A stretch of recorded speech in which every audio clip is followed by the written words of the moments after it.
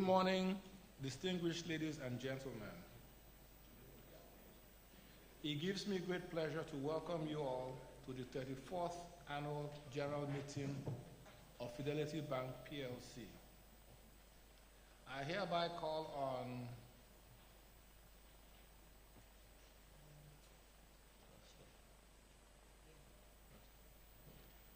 Pastor Kings Akuma to lead us in an opening prayer.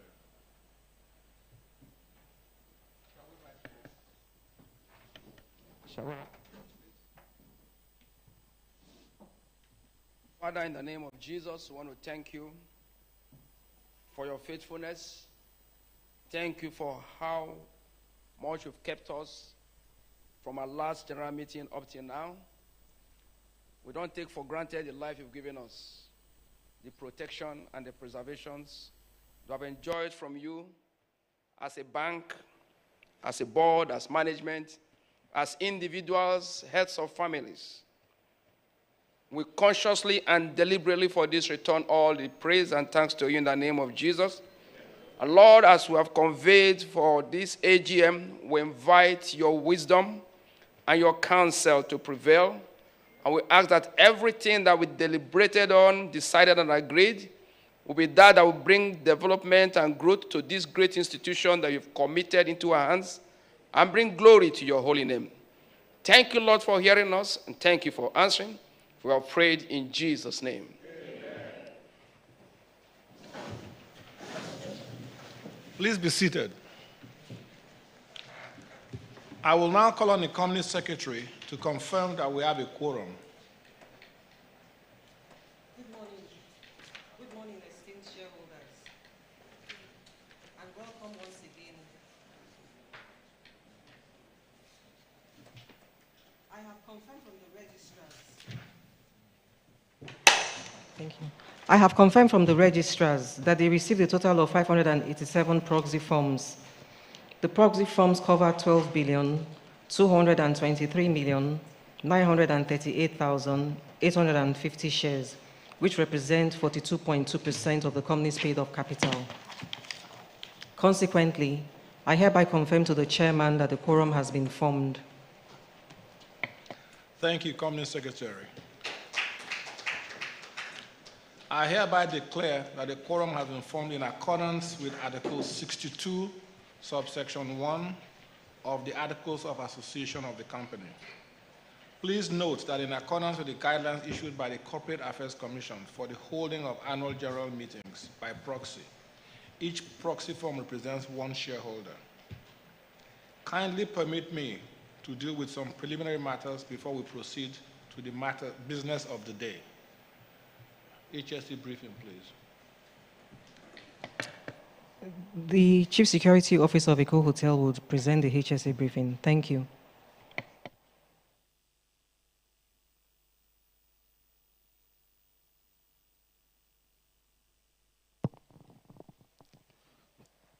Good morning, distinguished ladies and gentlemen. You are welcome to Eco Hotel and Suites. My name is Akimbo Olashupo. Presently, we are the three continents, Africa, Asia, and America meeting room for directional purpose.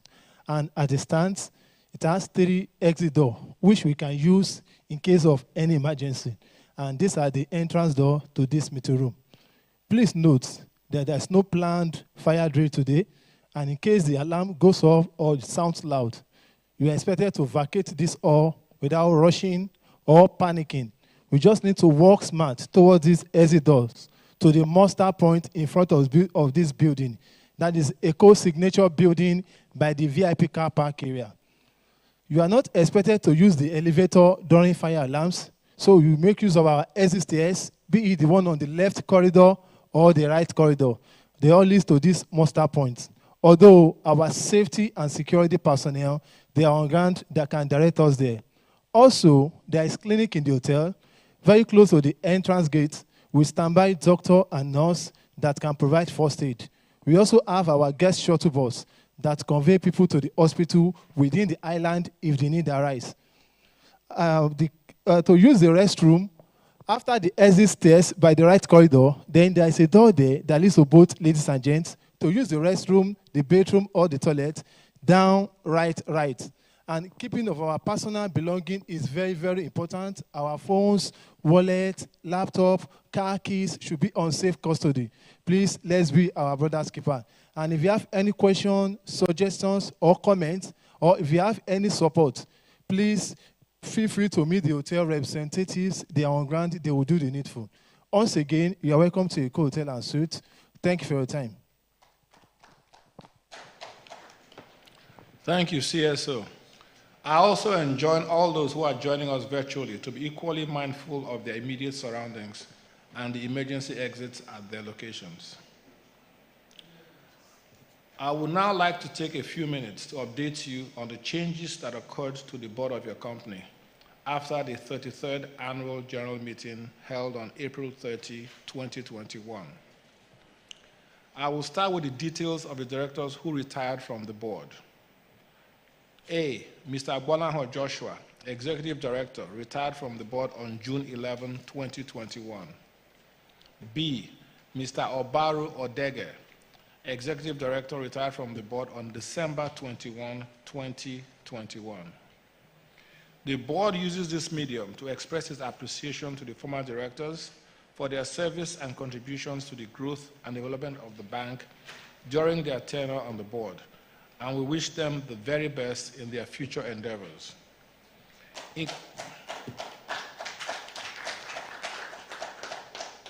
Thank you. In compliance with the succession policy of the bank and the extant provisions of the Companies and Allied Matters Act 2020, the following directors were appointed to the board after the 33rd Annual General Meeting. 1, Mrs. Moronke Adenike Bameke was appointed as an independent, non-executive director with effect from November 18, 2021. And Mr. Stanley Chidoziem Amuchie was appointed as an executive director and chief operations and information officer of the bank with effect from January 27, 2022. The new directors bring to the board multidimensional experience from the private sector across disciplines and jurisdictions, as detailed in their profiles in the annual report.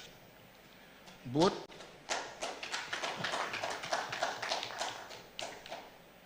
appointments have been approved by the Central Bank of Nigeria, and the new directors will be presented for election in the course of this meeting.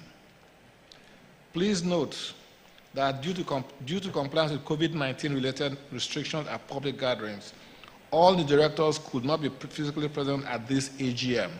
However, I can confirm that I have their proxies and that they are following the meeting from their respective locations. With your permission, I will now introduce the board of directors, starting with the directors who are physically present at this meeting. For the benefit of those joining us virtually, the pictures of the directors will be displayed on the screen as they are introduced. To my extreme right, I don't think it's right, to my extreme left is Pastor Kings Akuma, a non-executive director.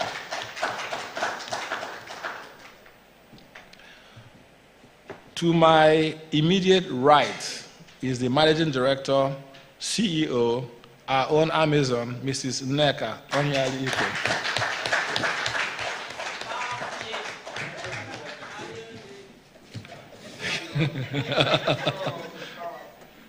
To my extreme right is Alhaji Issa Mohammed Inoa, an independent non-executive director.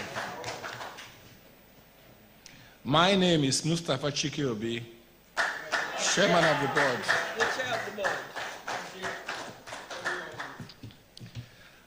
To my immediate left is the company secretary, Mrs. Ezinwa Unuboje. I will now recognize our other directors who are present by proxy, and their pictures will also be displayed on the screen. Mr. Chidi Agbapu, non-executive director. Engineer Henry Obi, independent non-executive director. Mrs. Amaka Onwalo, non-executive director. Chief Nelson C. Nweke, non-executive director. Mr. Chinedu Okeke, non-executive director. Mrs. Moronke Bameke, independent non-executive director. Mr. Hassan Imam Al-Haji, Executive Director, North Directorate. Mr. Kevin Ugwoke, Executive Director, Chief Risk Officer. Dr. Ken Opara, Executive Director, Lagos and Southwest. Last but not the least, Mr. Stanley Amuchie, Executive Director and Chief Operations and Information Officer. I would also like to acknowledge the presence of the representatives of our regulators who are physically present at this meeting. One, the Central Bank of Nigeria, our own CBN, represented by Mrs. Nkechi Okoro.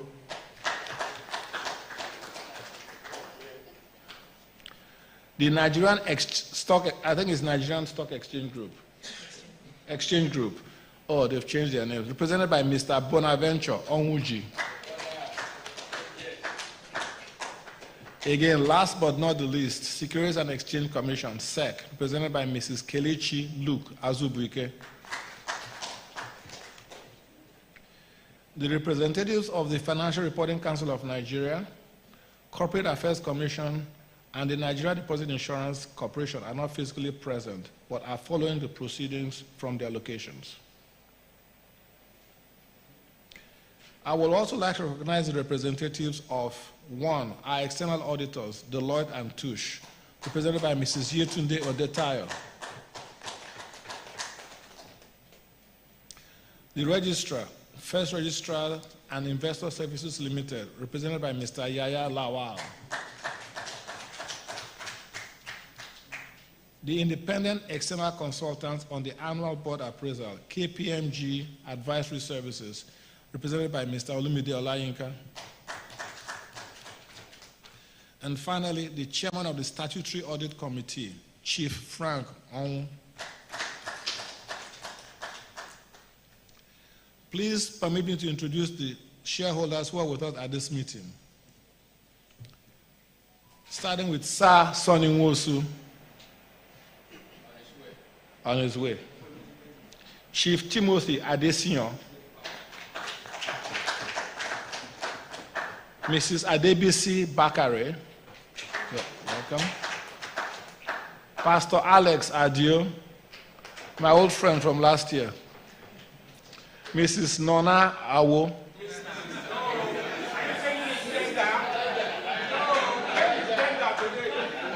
I'm surrounded by women, so permit my mistake.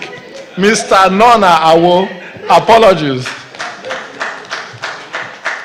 Mr. Gbenga Idowu,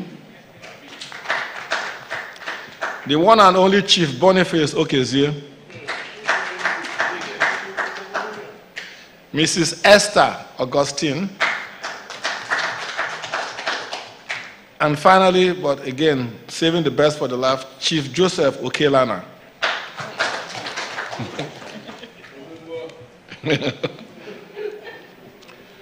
Having completed the preliminary matters, we will now proceed to the formal business of the day by calling on the company secretary to read the notice of the meeting.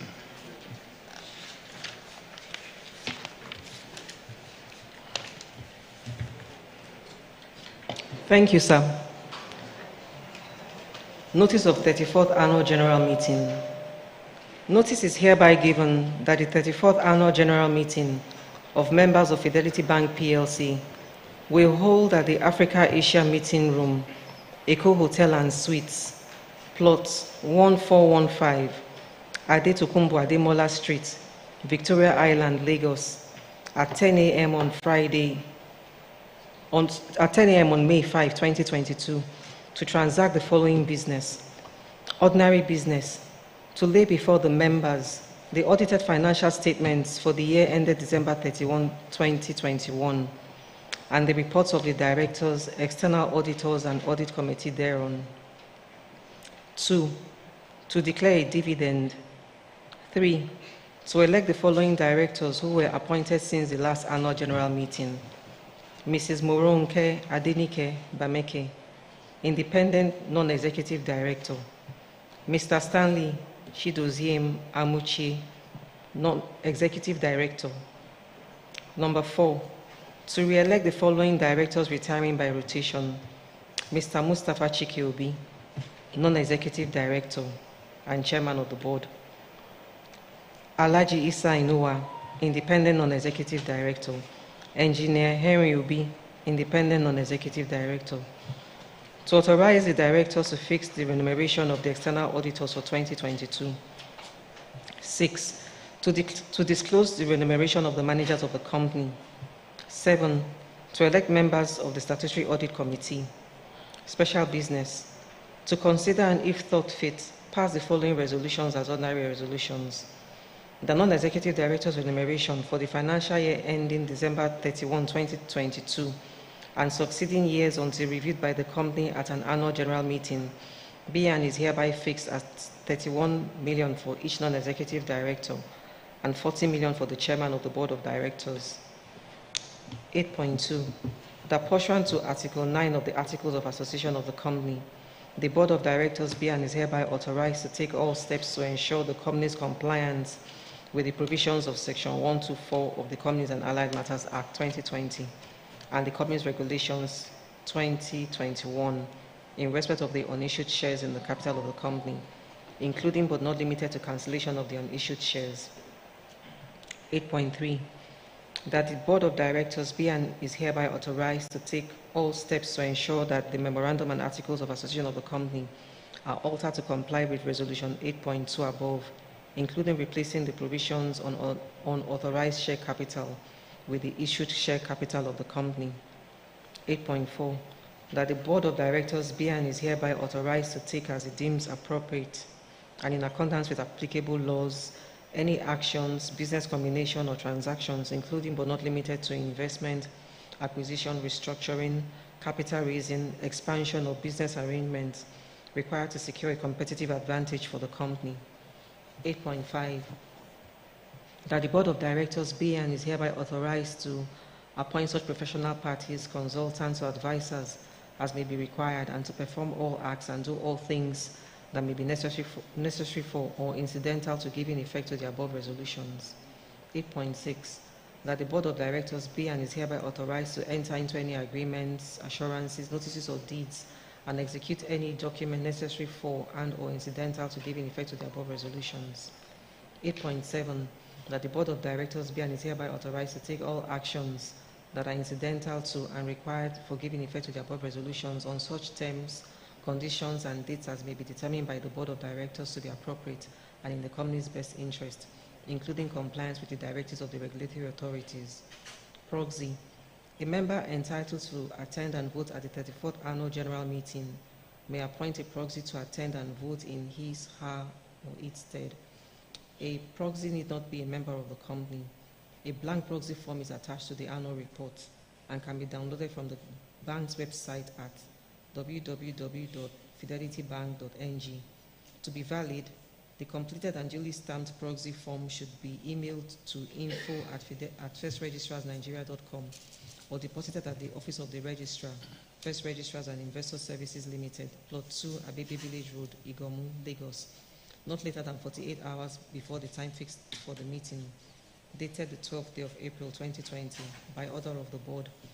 I crave your indulgence and refer you to the notes accompanying the notice. Thank you very much, esteemed shareholders.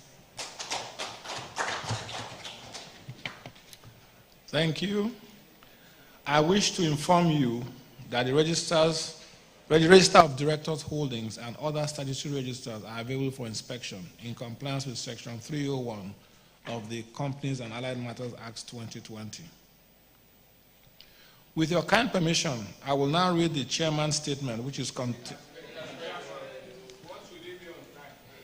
Thank you for your kind consideration.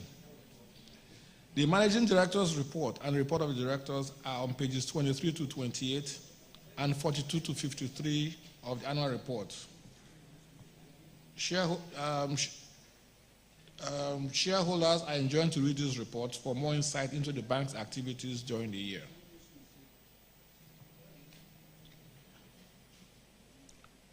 So I should proceed. Yeah. Okay. We will now proceed to the first item on the agenda, which is to lay before the members the audited financial statements for the year ended December 30, 2021, and the reports of the directors, external auditors, audit committee, and independent board appraisal consultants. In accordance with provisions of Section 377 of the Companies and Allied Matters Act 2020, I hereby lay before the members the audited financial statements and the reports of the directors, external auditors, audit committee, and independent board appraisal consultants for the financial year ended December 31, 2021. I will now call on the representatives of the auditors, Deloitte and Touche, to present the auditor's report for the financial year ended December 31, 2021.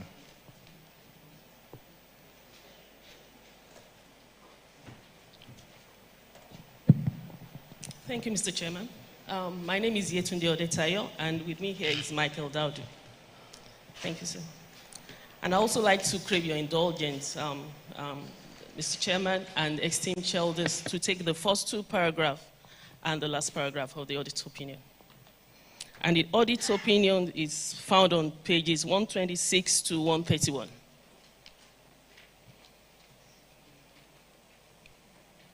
Independent auditors report to the members of Fidelity Bank PLC. We have audited the financial statements of Fidelity Bank set on pages 133 to 279, which comprise the statements of financial position as of 31st December 2021, the profit or loss and other comprehensive income, statement of changes in equity, statement of cash flows for the year then ended, and the notes to the financial statements, including a summary of significant accounting policies.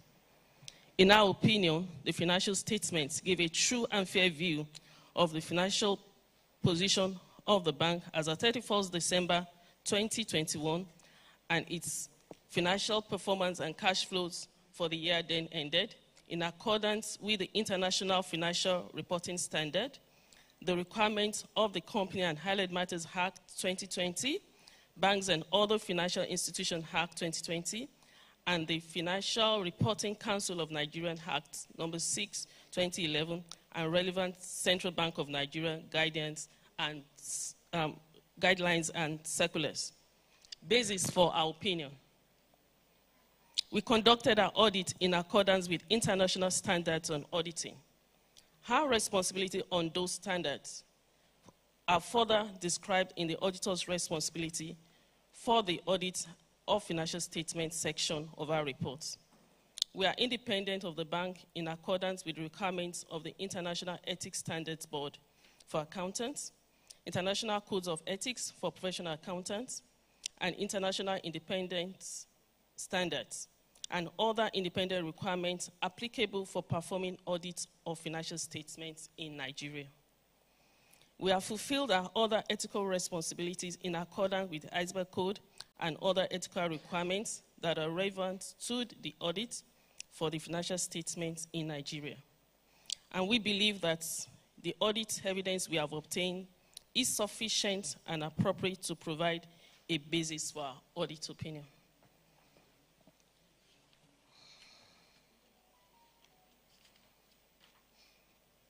Page 131, that reports on other legal and regulatory requirements. In accordance with the 6th schedule of the Company and Allied Matters Act 2020, we expressly state that 1, we have obtained all the information and explanation which to the best of our knowledge and belief were necessary for the purpose of our audit. 2, the bank has kept proper books of account so far as appears from our examination of those books. And 3, the bank's financial position and its statement of profit or loss and other comprehensive income agree with the books of accounts and returns.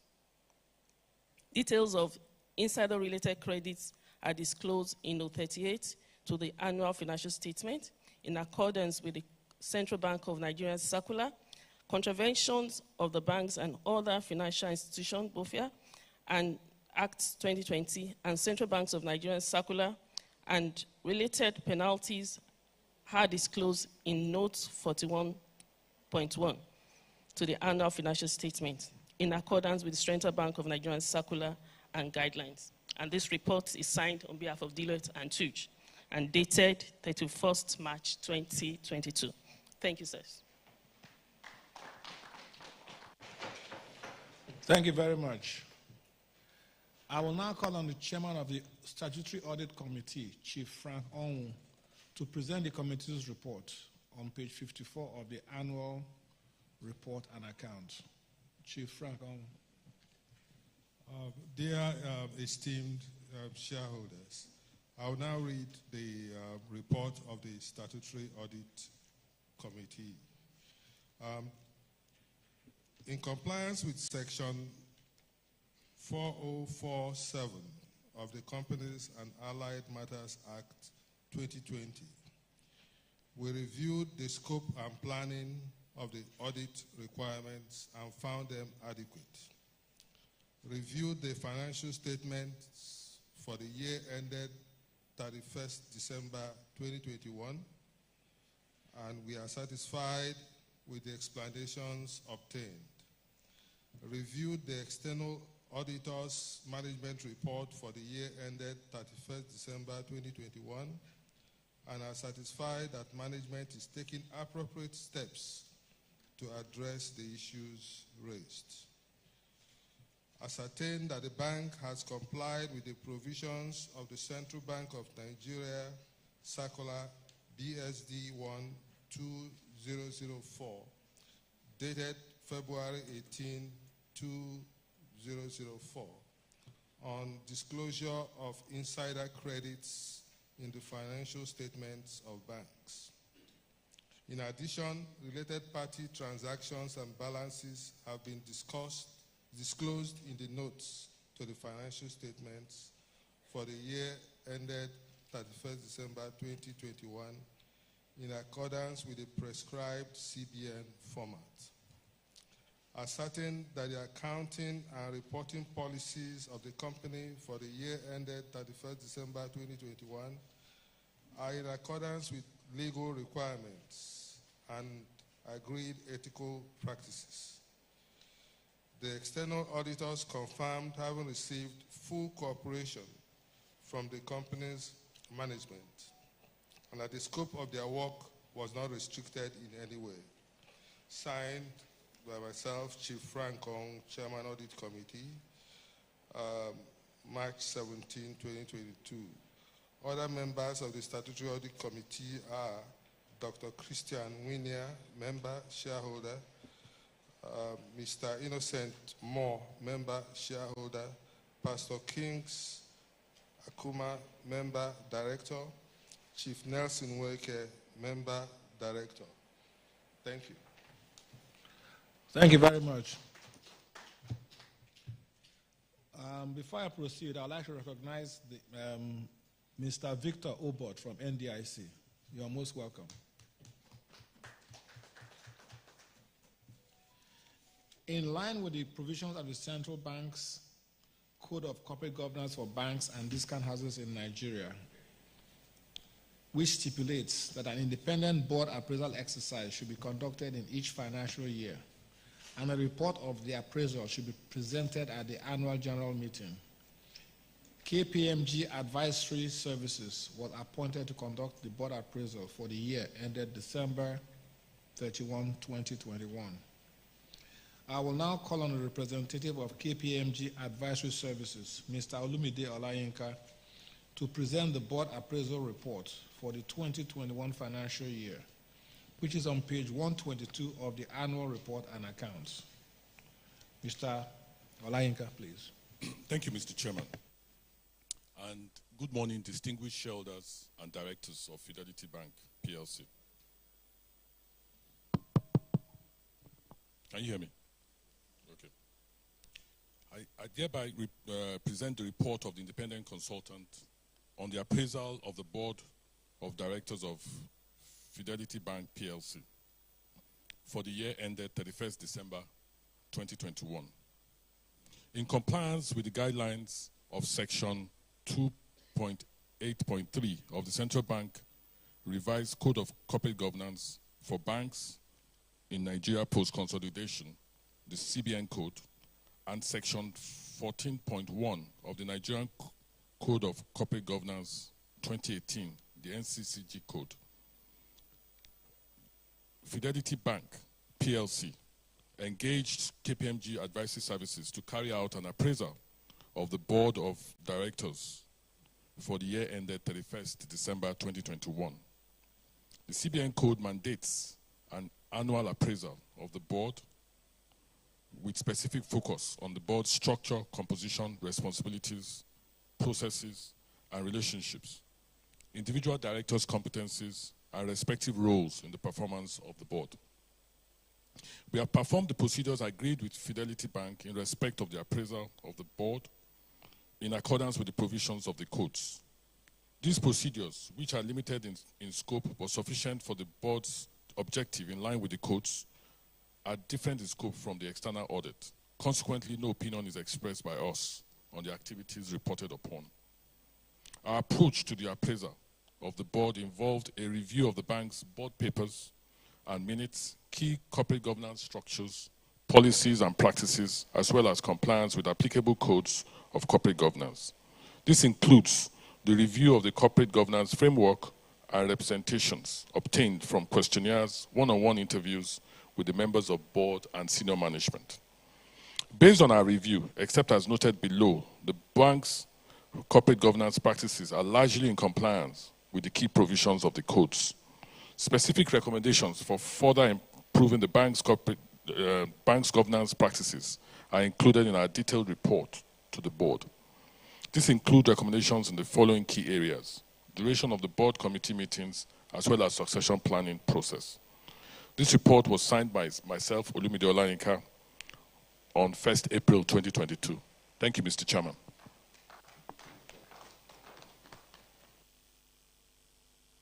Sorry. Thank you.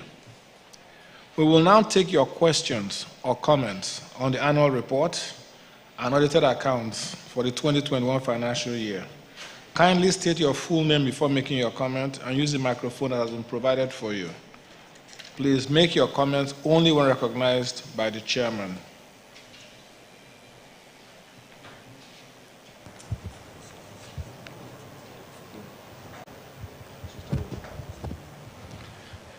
I'm instructed to start with Mr. Gbenga Olayinka.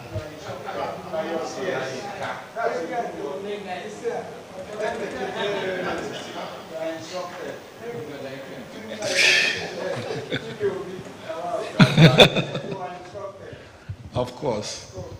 A wise man takes instructions from the women close to him. Yes. Since I'm the one speaking, I will establish the protocol.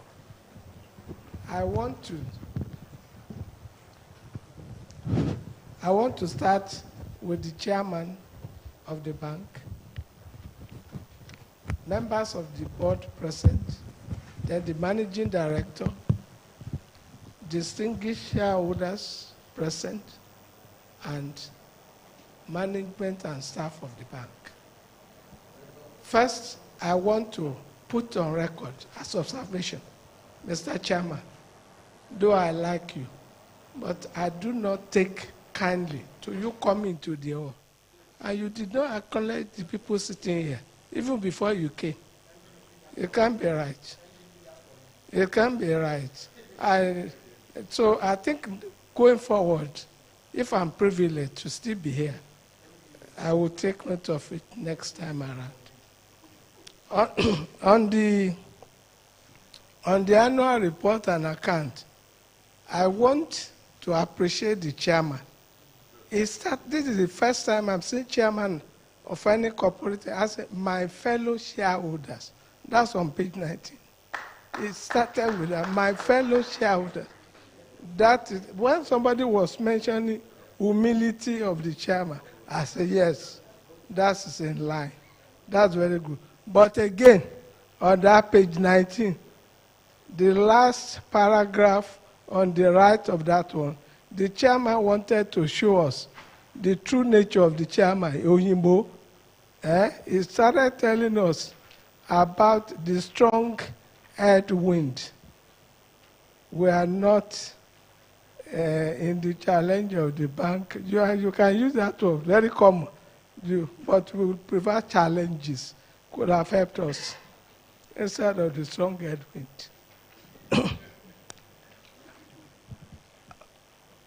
Judging by the performance of the bank itself, page 10, the picture and the explanation are spoken volume during the year of what the board, the management, and then the staff of the bank had cooked for us.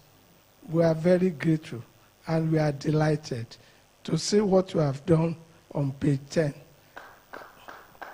On that page 10, we see all the ratios, everything, they are all positive. Everything there is very, very beautiful. And then we comment the working relationship between the men and women at the head of affairs of the bank. The coordination was super. That is what resulted in the result we are seeing. The chairman, the MD, the board members, no rancor, nothing whatsoever. They sat down to do what they are meant to do. And then we are very grateful to you for doing all this one to us. Going by page 11, the retail and digital banking evolution, very beautiful. But again, there are challenges that are coming. I won't use strong wind like the chairman. There are challenges that are coming. And the challenges are the telcos. They are coming to your domain.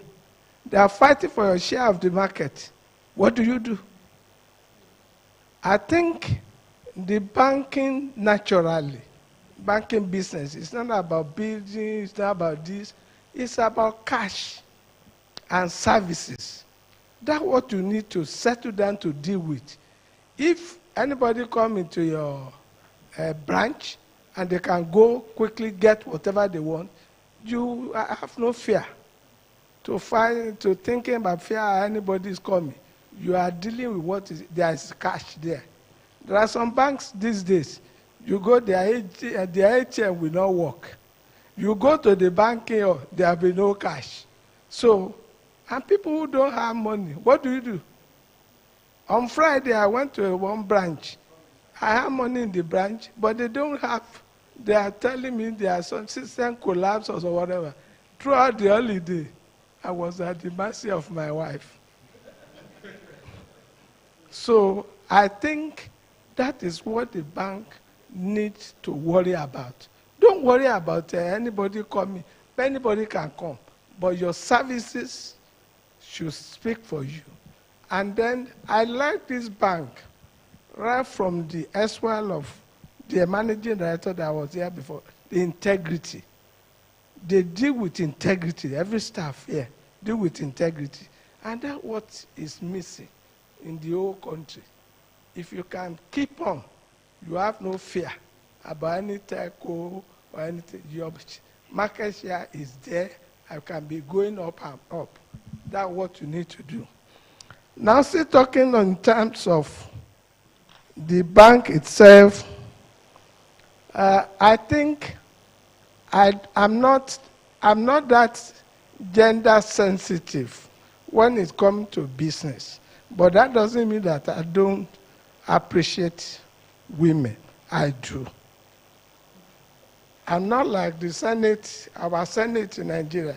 The committee of women, they made the chairman of that committee man. So, but talking by page 21, no, page 22, the Fidelity for women, I think they were trying to promote women customers. There's no business, there's nothing bad in that. But I think the words, you need to go to the wordsmith to be able to put what you wanted to portray across. When I was trying to find out through the annual report, whether you do the gender balancing, I found on page 86, one that looks like that, when you are talking in terms of what did the bank do, and then you put the picture of a man there.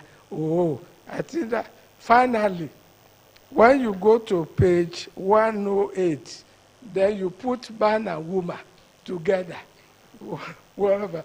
So, but I think there's something bad in those ones, but the wordings needed to depict what you wanted to say so that we can get it clearer. So that is my take on that. I think in terms of I think I have only one question. The question I have is, what's the difference between CSR and this Fidelity helping hands? What's the difference between the two? I hope it's not 6.5 dozen stuff. So, but I've read it, but I want you to explain to us what exactly you mean by that.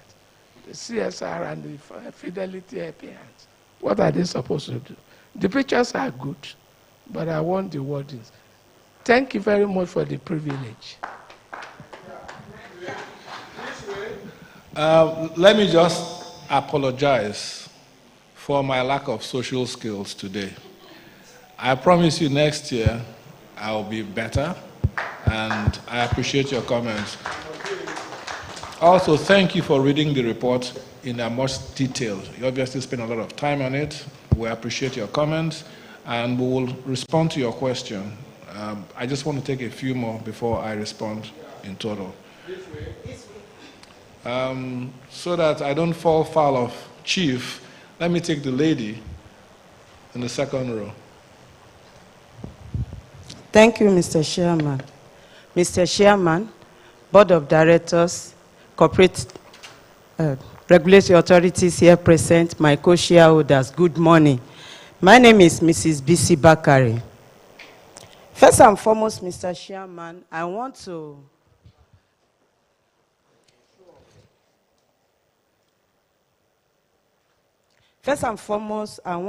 specially congratulate our bank for the successful issuance of 10-year, 41.2 billion corporate bonds during the year under review to shore up liquidity, growing SMEs customers, and enhance our technology infrastructure.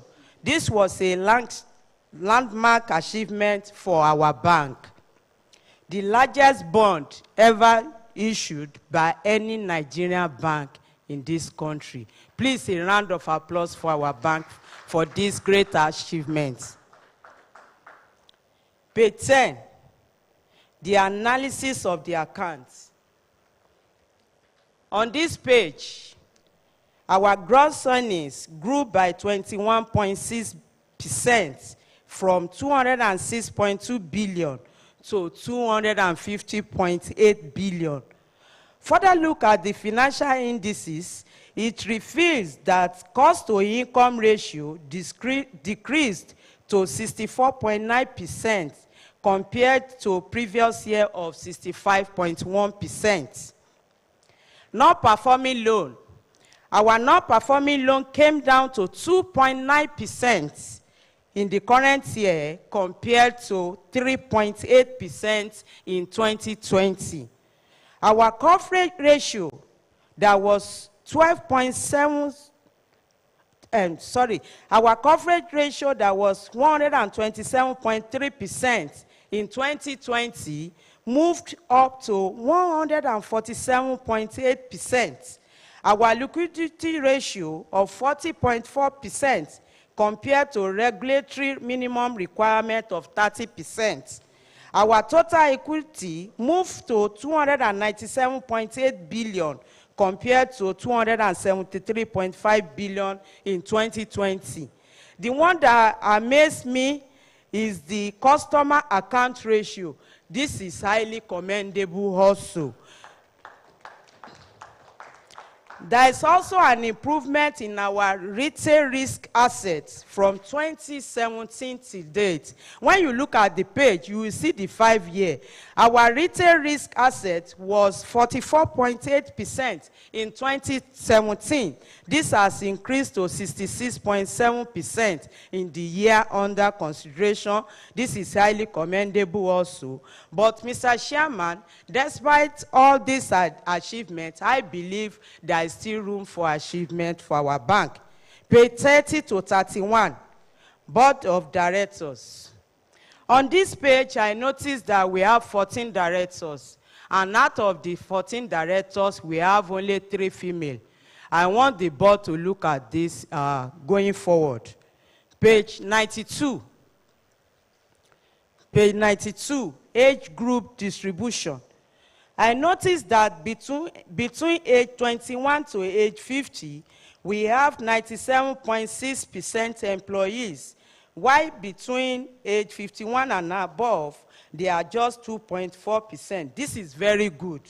This shows that our bank is concerned with creating opportunity for the youth, and the future of the bank lies on how well we manage this age bracket, and I want the bank to keep it up.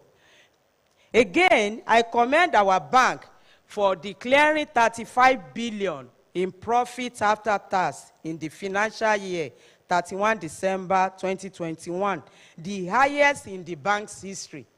Yes, I look at many years of our annual report. This is the highest profits after tax for so many years. This is very good.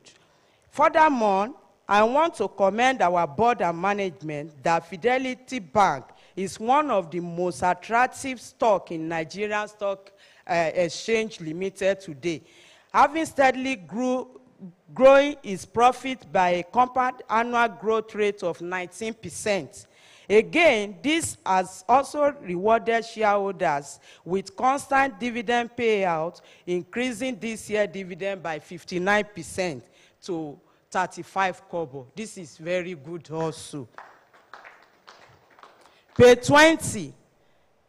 I want to use this opportunity also to commend the outgoing directors. I wish them best of luck in their future endeavors.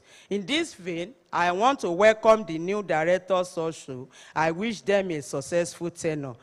Page 88 to 90, Sustainability Report. I commend our sustainability report with much emphasis on managing SME scheme as a vehicle for poverty reduction, empowering and creating opportunities for women and health-related issues. I think on behalf of women, I want to say big thank you to the entire board of Fidelity Bank PLC. Mr. Chairman, it is noteworthy also that without a sort to fix and commission income, foreign exchange gains, and aggressive loan recoveries, the profit story may have been different. Sir, on that note, I want to ask, how do you intend to sustain this positive growth trajectory? This current year also, on page 83, where we have fraud and forgeries. This has been an increased cases of fraud. This current year, it has moved to 3,500 cases compared to previous year of 1,025. What is the bank doing to address this ugly trend? Page 121, complaints, tracking, and reporting. This was 60 in 2020, Mr. Chairman. This has moved to 54,909 during the year under review. On this, I think the board and executive management need to strengthen the complaint resolution mechanism of the bank. Please, we need to do something urgently on this. Lastly, I want to appreciate the office of our company secretary. led by Mrs. Ezenwa. They have been doing very well, and I hope and pray that they will keep it up. Once again, thank you for the opportunity given to me to be here this morning. God bless you all, and I wish every one of us journey mercy back to our various destinations. Let me acknowledge the presence of Sir Sonny Nwosu. I know it was an effort for you to be here today, and we appreciate the effort very much. I won't come to you yet. I'll go to you, I'll probably come to you towards the end, sir.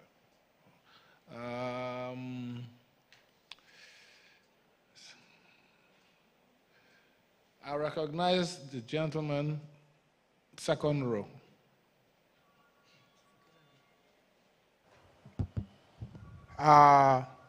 Fidelity Bank PLC, Board of Directors, my respected co-shareholders, good morning. My name is Sir Olatunde Okelana. I represent the Shareholders Mobilization Committee, and we always mobilize for your support. Some of us has come a very long way in this shareholders business, dating back to 35 years ago. Actually, I started my share business when my salary in Nigerian Army was just 200 naira. I served the military for 35 years, and I retired successfully, meritoriously in 2019. By the grace of God today, I am a security expert. I have my master's in criminal justice. My BSc is in criminology and security studies. I want to say something on the security situation of this country, vis-a-vis your donation to the police security or police equipment fund. My lovely chairman, we are so happy that you donate to the police fund. But our challenges in this country goes beyond equipment only or give them money. Because the human resources is important. Just like Fidelity Bank has one of the best human resources you can think of in the banking industry. But when you are talking of Nigerian police, saddled with the internal security of Nigeria, it's nothing to write home about. My chairman, I want to tell you from the basis of my experience as a security expert. I schooled in the Chicago State University, where I have my master's, and I was given OPT to start to do 1 year employment. And I was with Chicago Police for about 6 months. But my experience is crime prevention. What did they do to make it better, to save the life and property of our staff and the money that was insured? The life of our staffs cannot be compared with the money in your bulk room that was installed. Now, you gave 1 billion to Nigerian police. It's a good gesture, like I said, but equipment is more important. Look in this direction. When I was working with the Chicago police, I saw one vehicle that has all the gadgets when you're talking of security and crime prevention in that country. And what this country needs mostly, my dear chairman, if you want to take my line, is that if you have 36 of this vehicle, including one for Abuja making 37, our crime rate in this country will reduce to barest minimum. What I pray for this country to do one day by the grace of God, it will happen through our lifetime, is for Nigerian government to have 774 of this vehicle, which of course, the money is not as much as what they are siphoning for their private use. Having said this, my dear chairman, when you are thinking of giving police money next time, please think of equipments. It's very, very important because 65% of your CSR went to Nigerian police security fund. But having said that, my chairman, I want to thank Fidelity Bank for the support they gave to Ladoke Akintola University of Technology. If I didn't mention that, it would be unfair. I am from that locality.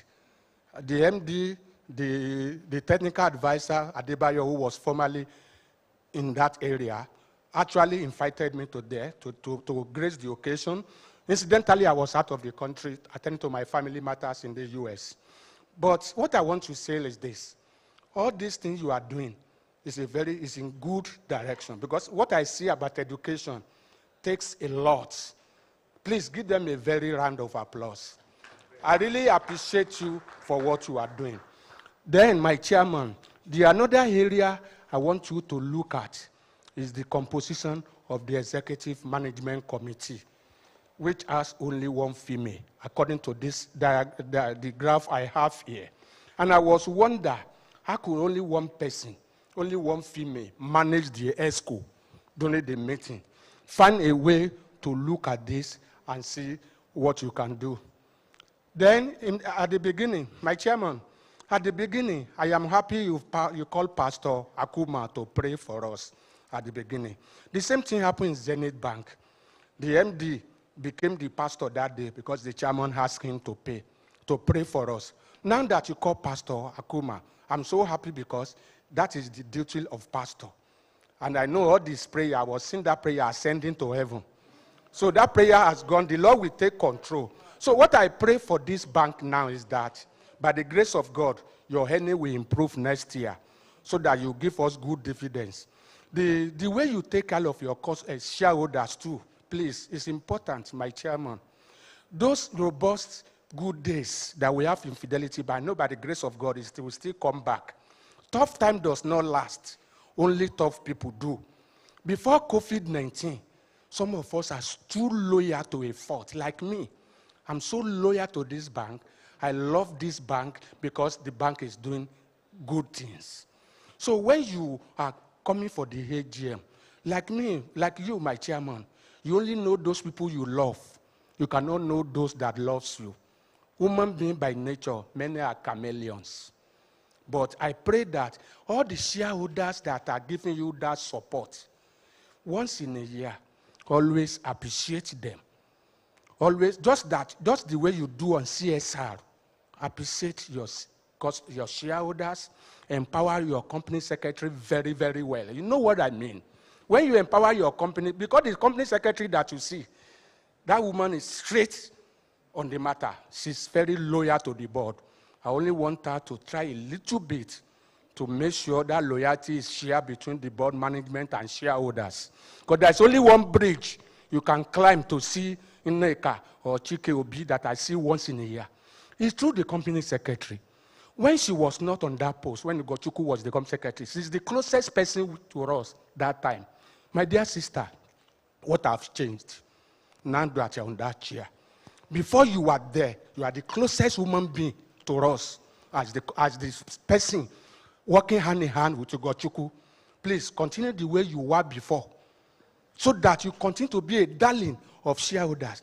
The challenges family has in Nigeria, which I'm also guilty of, when your children are growing up, 3 or 5 of them, not in a family, children can have difference of 3 years, 4 years.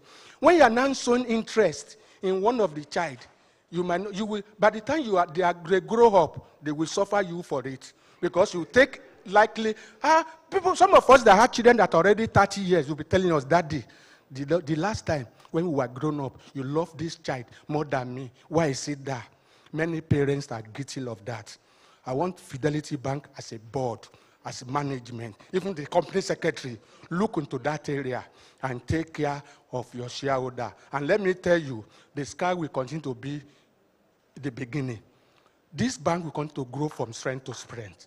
Bring back the whole days for the shareholders. And by the grace of God, things will continue to look better. I want to thank you wonderfully for giving me an opportunity. I arrived this country yesterday just because I want to attend your AGM. Everybody knows that. I came because I want to attend your AGM. My dear chairman, I am fully supporting you and the MD, and I've continued to know that this bank will continue to grow from strength to strength. Don't forget to go to branch. It's important. Please, please. I'm tired of going to Iloni to go and do the professional banking. You know, in Fidelity, we keep our words. Please keep your words by making sure that branch becomes a reality. God bless you. Thank you for giving me an opportunity. Thank you. Thank you. In case I don't want to forget, let me address some of the issues raised by the speakers so far, and then I'll go to the lady in the second row. We have to do men, women. I don't want to get a speech about that anymore. First of all, about sustaining growth. How are we going to sustain our growth? That was your question. We're doing very many things. We are going to focus more aggressively on electronic and digital banking. The reason why is that it makes banking cheaper and more accessible. And if it's cheaper, then we can provide the services cheaper and at a greater profit. We're looking at other areas of expansion. We are rebranding. I think that you will find that we will continue to maintain our momentum.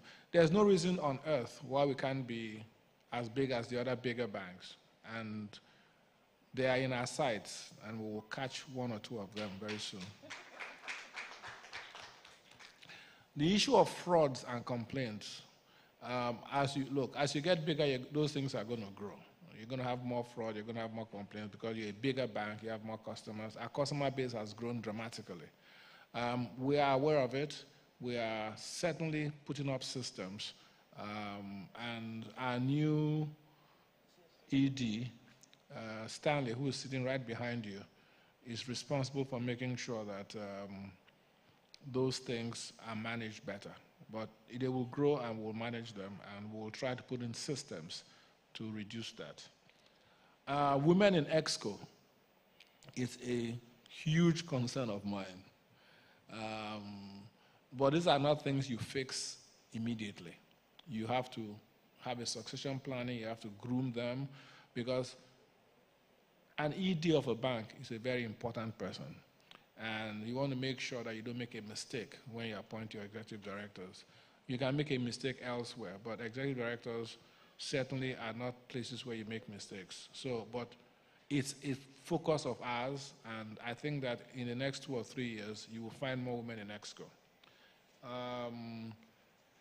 The bank also donates equipment to the police. I think what you saw was a summary, but we will take your advice seriously. And when we're dealing with security matters, I'll make sure your darling Nezinwa contacts you so that we can at least get your views. Let me now go to the lady. Don't worry, Mr. Okezie and Samusu will probably come last. So be patient. I know you two of you are here. The lady in the blue in the second row, please.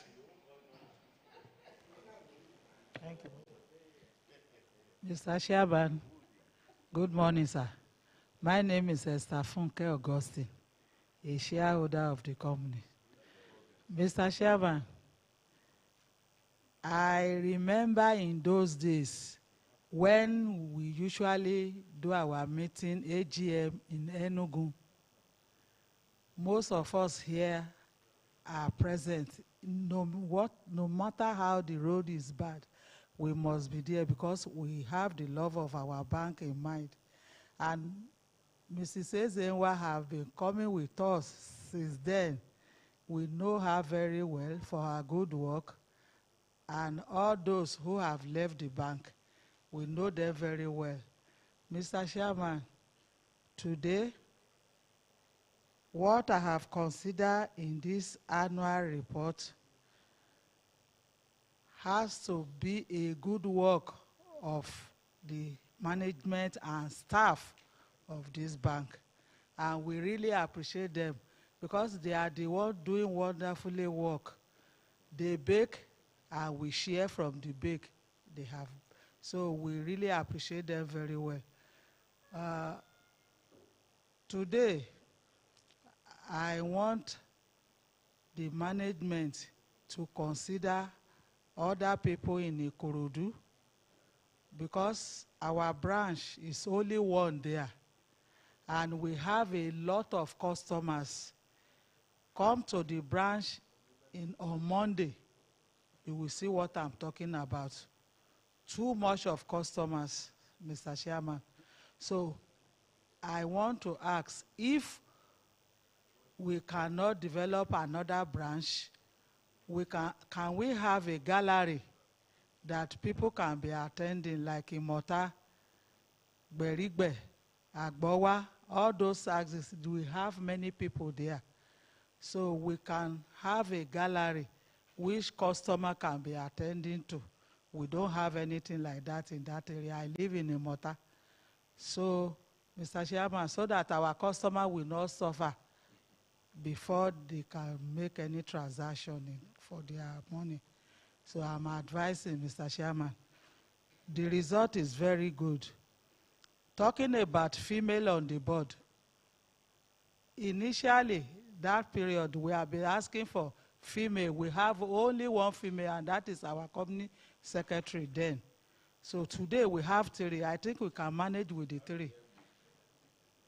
Because the head of this bank now is a lady, and is a hard-working woman. Though I have not known her very well, but many people here have witnessed it, and they said he's a hard-working human being. And our company secretary too is a very hard-working woman. Even when he was not on this seat, he's the one that we approach. He's the one working for the bank then. I know what I'm talking about, and most of us here, they can say it. Now, our Austin, we have known that one for donkey years. He's a very hard-working man. He's sensible. Anytime you call him, he will pick up his phone and talk to us very well. We appreciate them very well, Mr. Chairman. So all that can emulate them, because they will not live here forever. We will still meet outside there. And if we see them, we take them as our best friend. So we appreciate them, Mr. Chairman. And we appreciate you and your team, because any company that declares dividend now is the best company to us, because that is where we reap our investment packaging from. We appreciate you by giving us the dividend of what you have given us.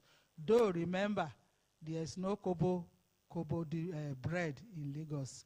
So I want you to do more better than this in the nearest future. We want naira from the bank, because they stand gidigba for that. Thank you, Mr. Chairman.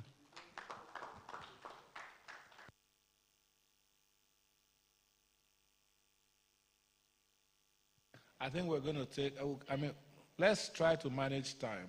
So let's take 3 more. Starting with the gentleman in white on the 3rd row. Then we're going to go to Mr. Okezie, and then we'll end with Sasoni Wosu.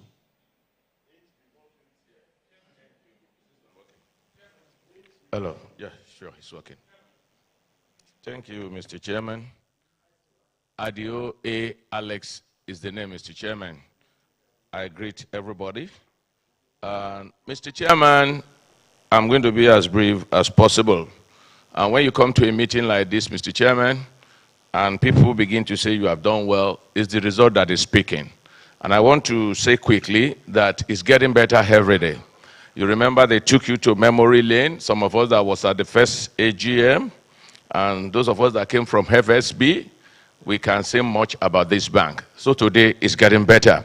By record, the 6th largest bank in Nigeria, so that's not a small position. The financial highlight says it well, and the 35 kobo dividend, not bad, but we can do better. We can do better. I'm looking at a time when we'll get to 100 kobo and more, like others, and I see that coming, the way you are doing it. Page 20, looking forward settles all that. That is the statement of Mr. Chairman on page 20, looking forward. And digital banking, 56% enrolled customers. It could be even better, just like one of the speakers I rightly mentioned, so that we break in more money, we can do more of that. I look at donation and charitable, page 48. I want to pick out something there quickly. Page 48. Sorry. Something must have stolen that page.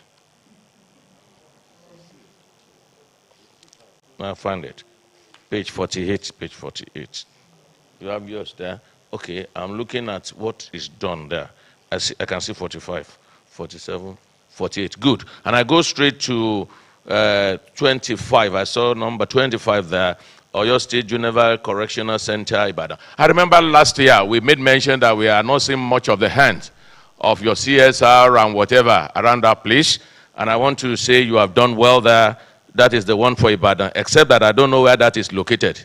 the Geneva Correctional Center. But the Catholic Hospital Euro, that is good as well. So I say kudos. You can still do more for us. And concerning the share price, if we will do more, if we will build up whatever we have now, I want to see our share price moving up better than this. I think we are about 3 naira 70 kobo as of yesterday. It's still not bad. It's still not bad, but we can still do more. So I want to implore you, Mr. Chairman, and all the staff that are doing all this, and MD, that we look in all this direction. I saw some products that we have just rolled out, the sweater, accounts, and the rest. Let's do it more. My advice, anything that you have published here is no more a secret, but we can still trim it down. And I go to the penalties and the contravention. The one that has to do with the cryptocurrency, your own is not the highest, so I don't want to compare. But please, let's try as much as possible to block the hole. Fingers are not equal, but yours should not be the shortest so that you can make it better.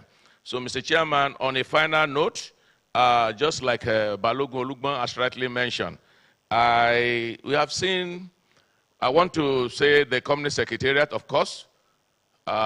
We know each other very well, and she's been doing very well in respect of the shareholders.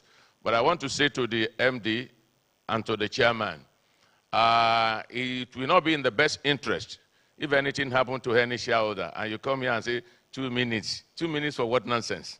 Or 200,000 naira to one family. While we are still alive, I think we should be celebrated. If we are counting years and we are with this bank, and while others do give us that opportunity.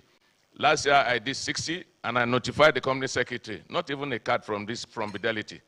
And what we see in Fidelity today, she can bear the witness what people like us pass through. She has been very fair to us, but issues like that, we need not to write long notes because we want to do something and we remain a beggar for 15 years service with you. Thank you. God bless you.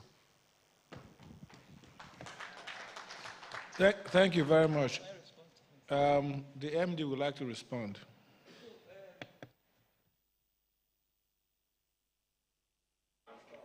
This one, yeah. What you're saying to us is that we should cry you leaving. We should cry you leaving. We have noted it. Okay, the MD has spoken. By the way, for those talking about women in EXCO, you have to count the MD as 2 or 3. Because she's in charge, and she's very strong. So you have to count her as 2 or 3. So we only need 1 more. Let me pardon me for recognizing the gentleman in the 4th row before I come to 2 of you. He has had his hand up, and it would be a shame not to let him speak. Please go ahead, sir. The chairman, other members of the board, very distinguished fellow shareholders. For the records, my names are Nona Au. Mr.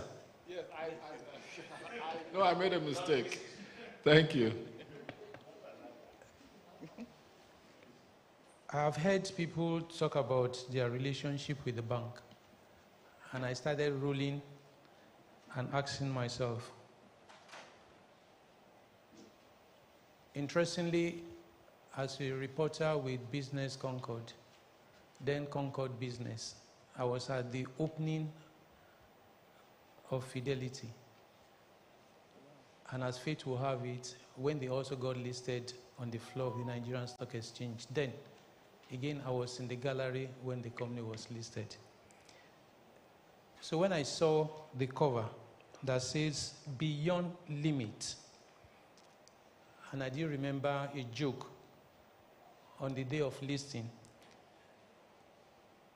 indicating that the way the bank had come to visit the brokers as part of their listing, that they were behaving like a racing car. Little did I realize that years down the line, we are going to have a CEO who put her 2 legs on the accelerator, but I don't know what gear she's running on. Since so much has been said about the soft component of this account, please permit me to look at the hard component of the account.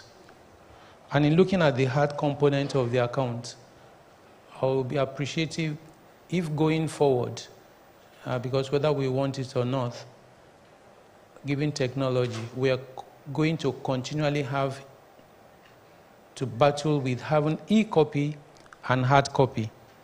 But let's endeavor that the two copies are the same.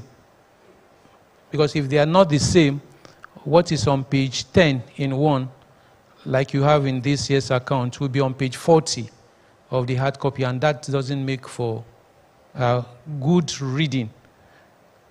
And I said reading, and I said full disclosure, because everybody who buys shares is basically buying information.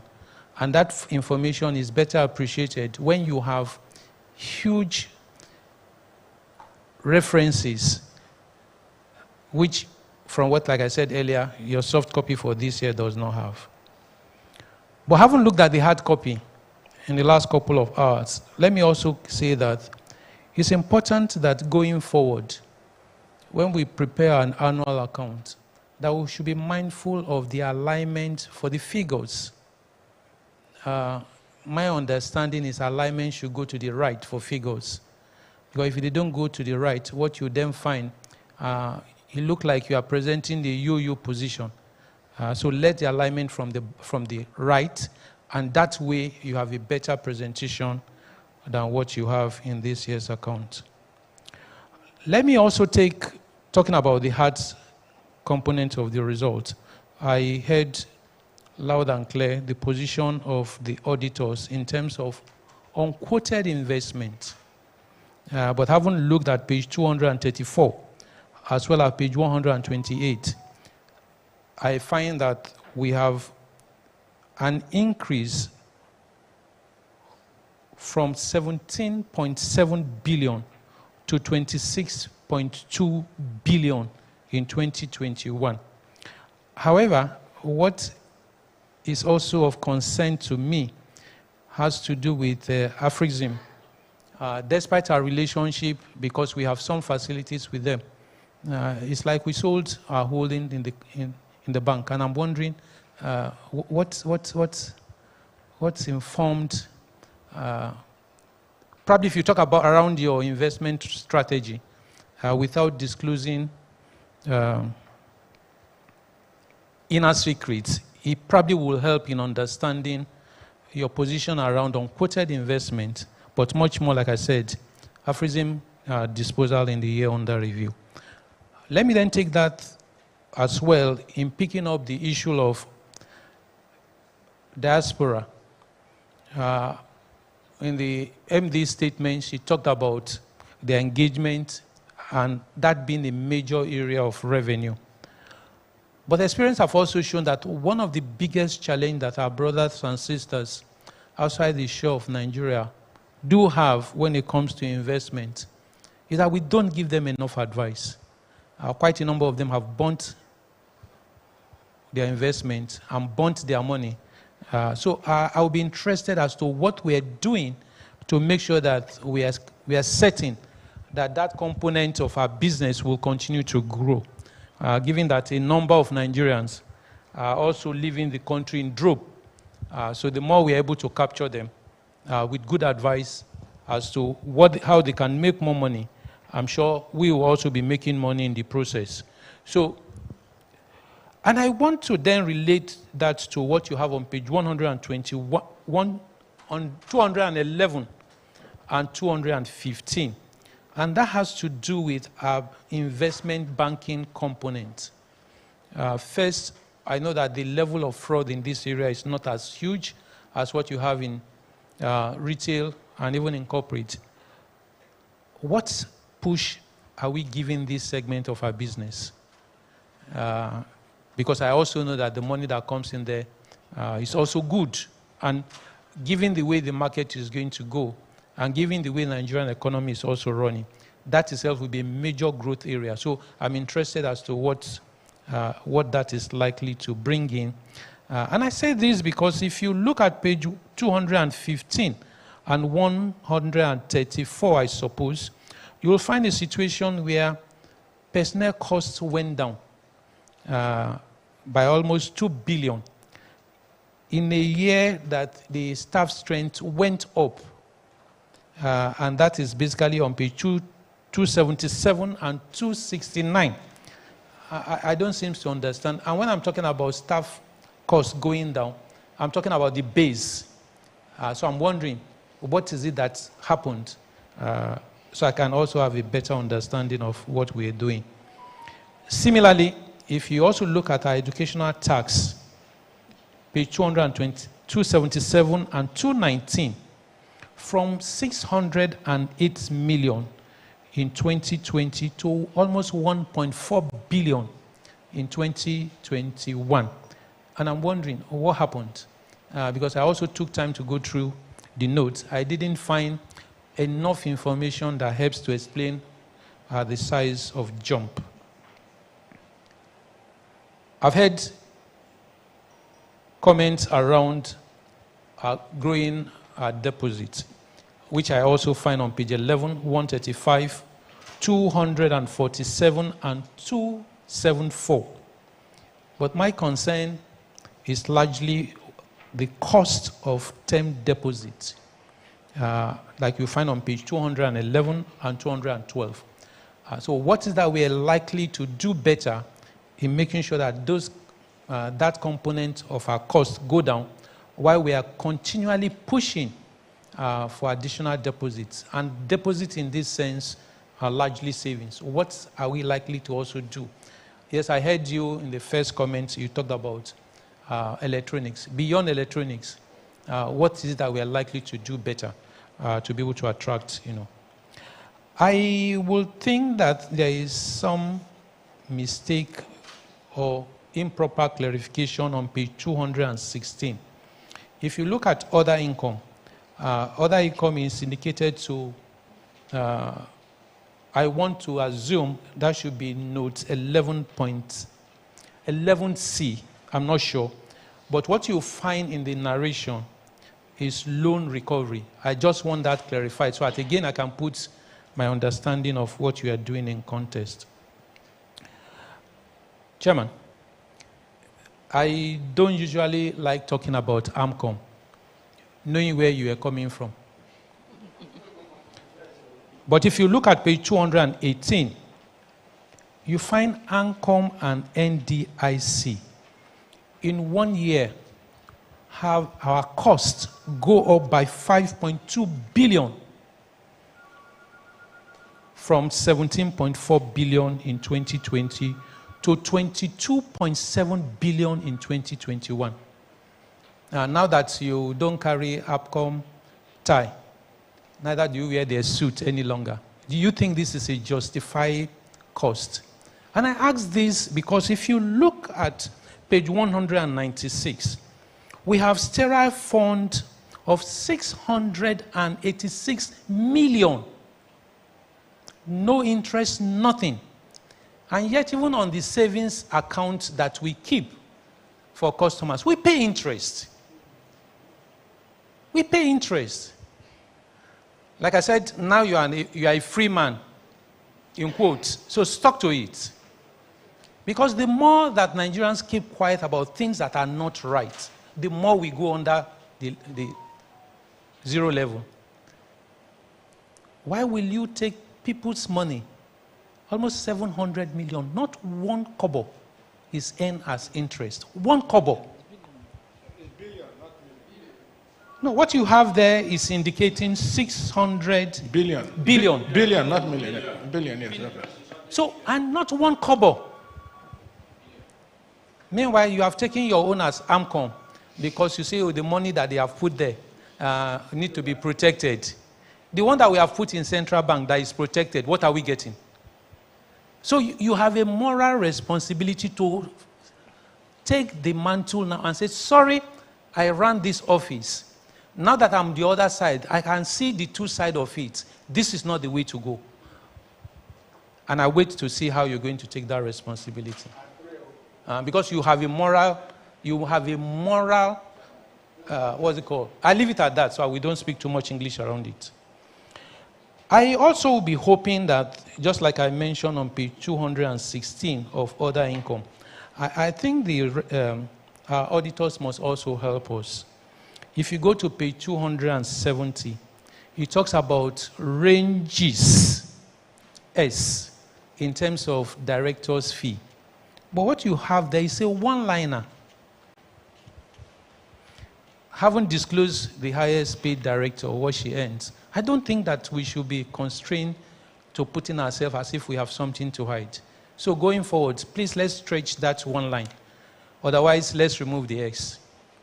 But much more important and related to that is the fact that if you look at the approval that you'll be sorting, you'll be asking us to approve today, be it on page 12, be it on page 47, be it on page 293, you are asking that we approve a new fees for directors, non-executive, and you're saying it's going to end in December.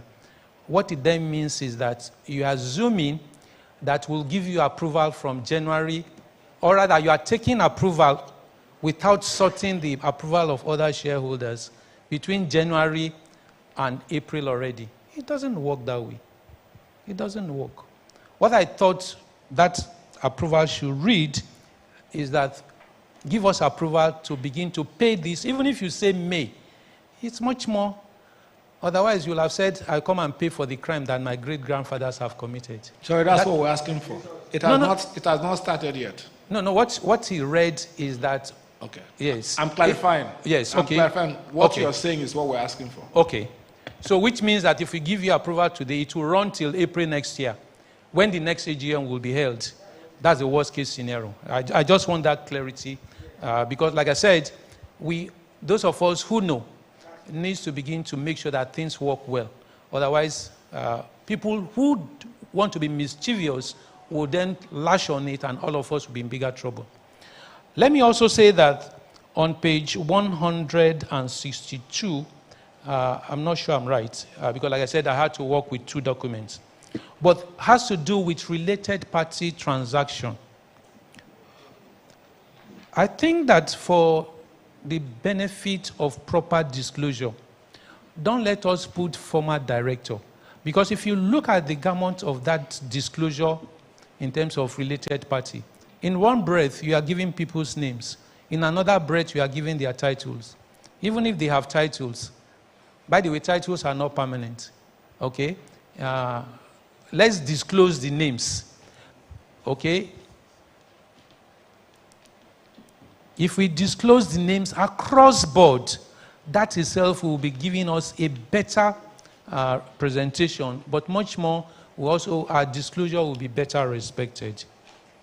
Mr. Chairman, you've talked about fraud, so I won't go back to it. But let me say that, again, on the resolution that you are putting before us, there would not be need for us to cancel any shares. Because given the size of what we have, and given the announcement that you have made, that you are hoping to catch up with the big boys as far as banking is concerned, I'll be asking that what you should be doing after today, once we give you the approval, is go back and give us a 1 for 10. 1 for 10 will mean that you have minimum loss. Because even this price, this volume that we are carrying, we've paid for it.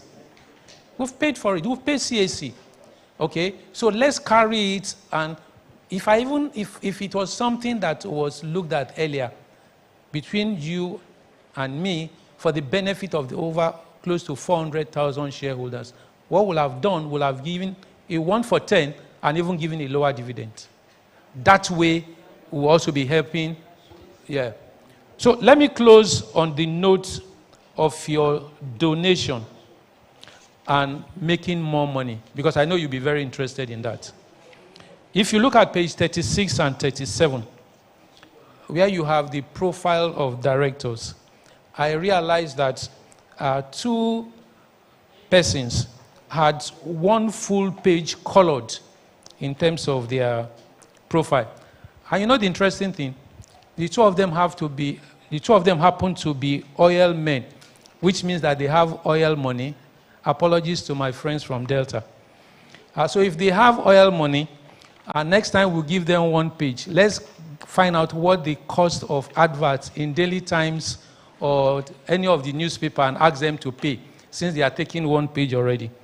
But for the donation, I heard the security experts, there are so many experts in Nigeria anyway, talk about we not giving cash. But even when we give things to schools, including police, don't let us give multiple usable items. I've seen policemen who get cars, who get trucks, and it's the DPO who takes over. And then the other men will be looking for rickety Okada to ride on to go and catch thief. Okay, so let's make sure as much as possible in our donation, we are able to cut down of area of likely abuses.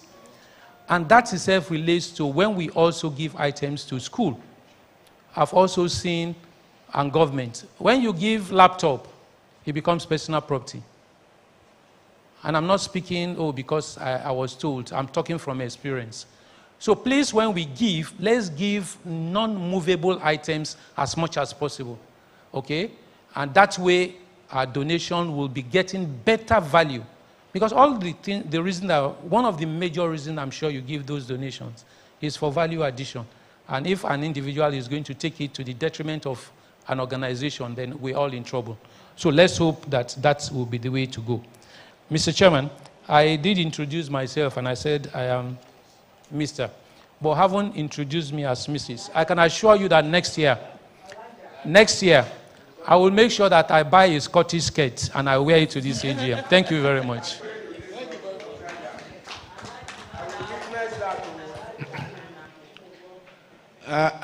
Thank you. I'm happy that I did recognize you. You've added a lot to this discussion.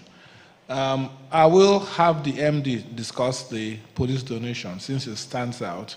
But before I call on her, those 2 gentlemen that you think have oil money and have their own pages, it's simply because they are independent directors. And we try to separate independent directors. I know there's a 3rd independent director, but she came late. I think she will have her own page next year, the new independent director. So there's nothing mysterious about it. There are a number of things you mentioned, which I will address briefly. The issue of deposits and the cost of deposits. What happens is that when interest rates rise, deposits tend to rise faster in terms of what we pay for deposits. And it takes time for the loans to be adjusted higher. So you'll always find that in a rising interest rate environment, your deposit costs go up faster than your interest. And when it's dropping, the opposite is the same. We drop the interest we're paying for deposits quicker than we can drop because you have to go to customer by customer to change their interest rate. So it's a normal aberration when interest rates are rising and when they're falling. When interest rates are stable, then you get a stable balance between interest and deposits. As for AMCON, I'm also the president of the BDAN, Bank Directors Association of Nigeria. So I am taking a view of the bank. So I will say some things that may be controversial, but I'll say it since we're all among friends. I don't think it is reasonable for banks to have an open-ended commitment to paying the AMCON levy. I think that as it gets bigger and bigger, banks are going to start complaining. This is something I foresaw at AMCON. At some point, it will become such a huge part of bank earnings that everybody will complain. And so it is in the interest of the system that that issue is addressed. But it will be addressed sooner or later. There are ways to address it constructively, cooperatively, but it must be addressed. So it will grow next year, and it will grow the next year. And at some point, it will be a huge part of our earnings, and we have to address it. We're seeking to have a dialogue with both AMCON and CBN at the BDAN level, so it's not an individual bank, so that we can look into those issues. But your moral question is correct. We need to deal with it.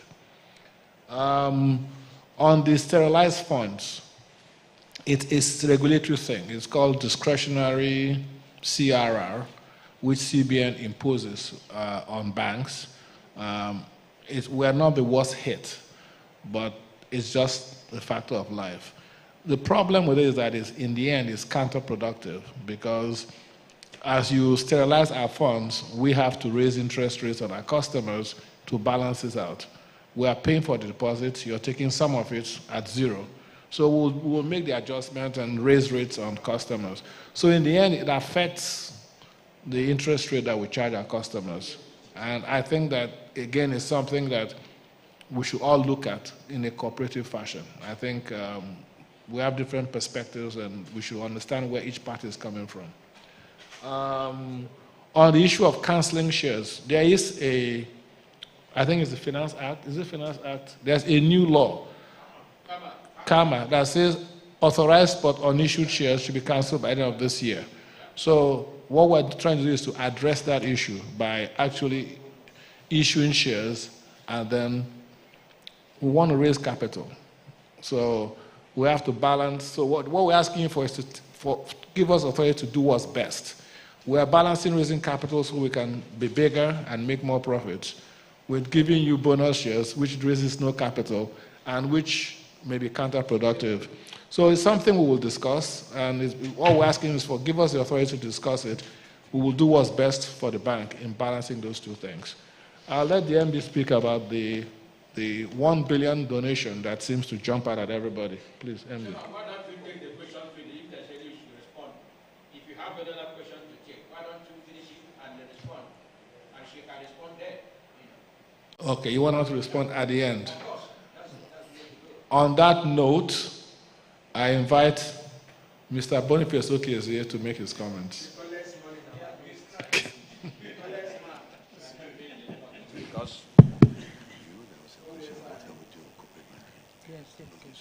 The chairman of Fidelity Bank PSC, distinguished directors of our great company, my fellow eminent shareholder, good morning.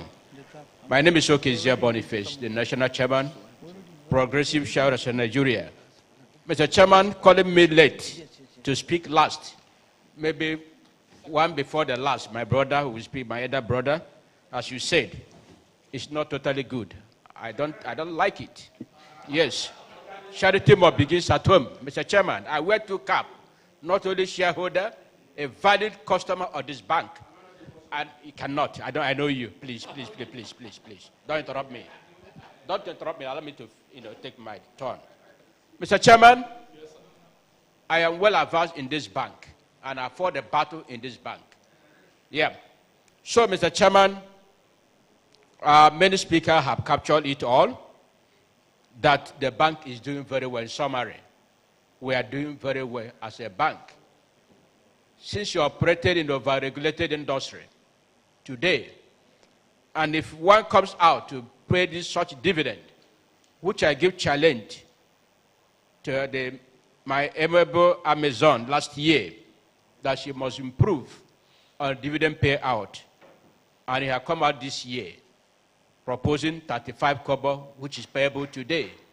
Mr. Chairman, is very, very commendable by our staffs, management, and the board. That is mean the chairman, you are coming on board. You have a vision to transform this bank. Even to become number 3 or number 4 bank in the country is achievable. And that's why they appointed you to be here today. Mr. Chairman, you see, in the past, I and my elder brother, when this bank were coming up, the bank have crisis in Nigeria. They were moving off acquisition or no acquisition, this and that. We called the chairman then, the immediate past chairman, Chief Christopher Feze, a good man, a good listening board. And I think the board also have taken to that trajectory and listening, a listening board. We told them not to commit themselves to acquire any bank. Because there's a mood that time to acquire the Afri Bank, or, which should have consumed them as a consumed Sky Bank, if they have ventured to do that. It's only 2 banks in this country. They are not, about 3 banks. They are not venturing at that time acquisition. They have the money.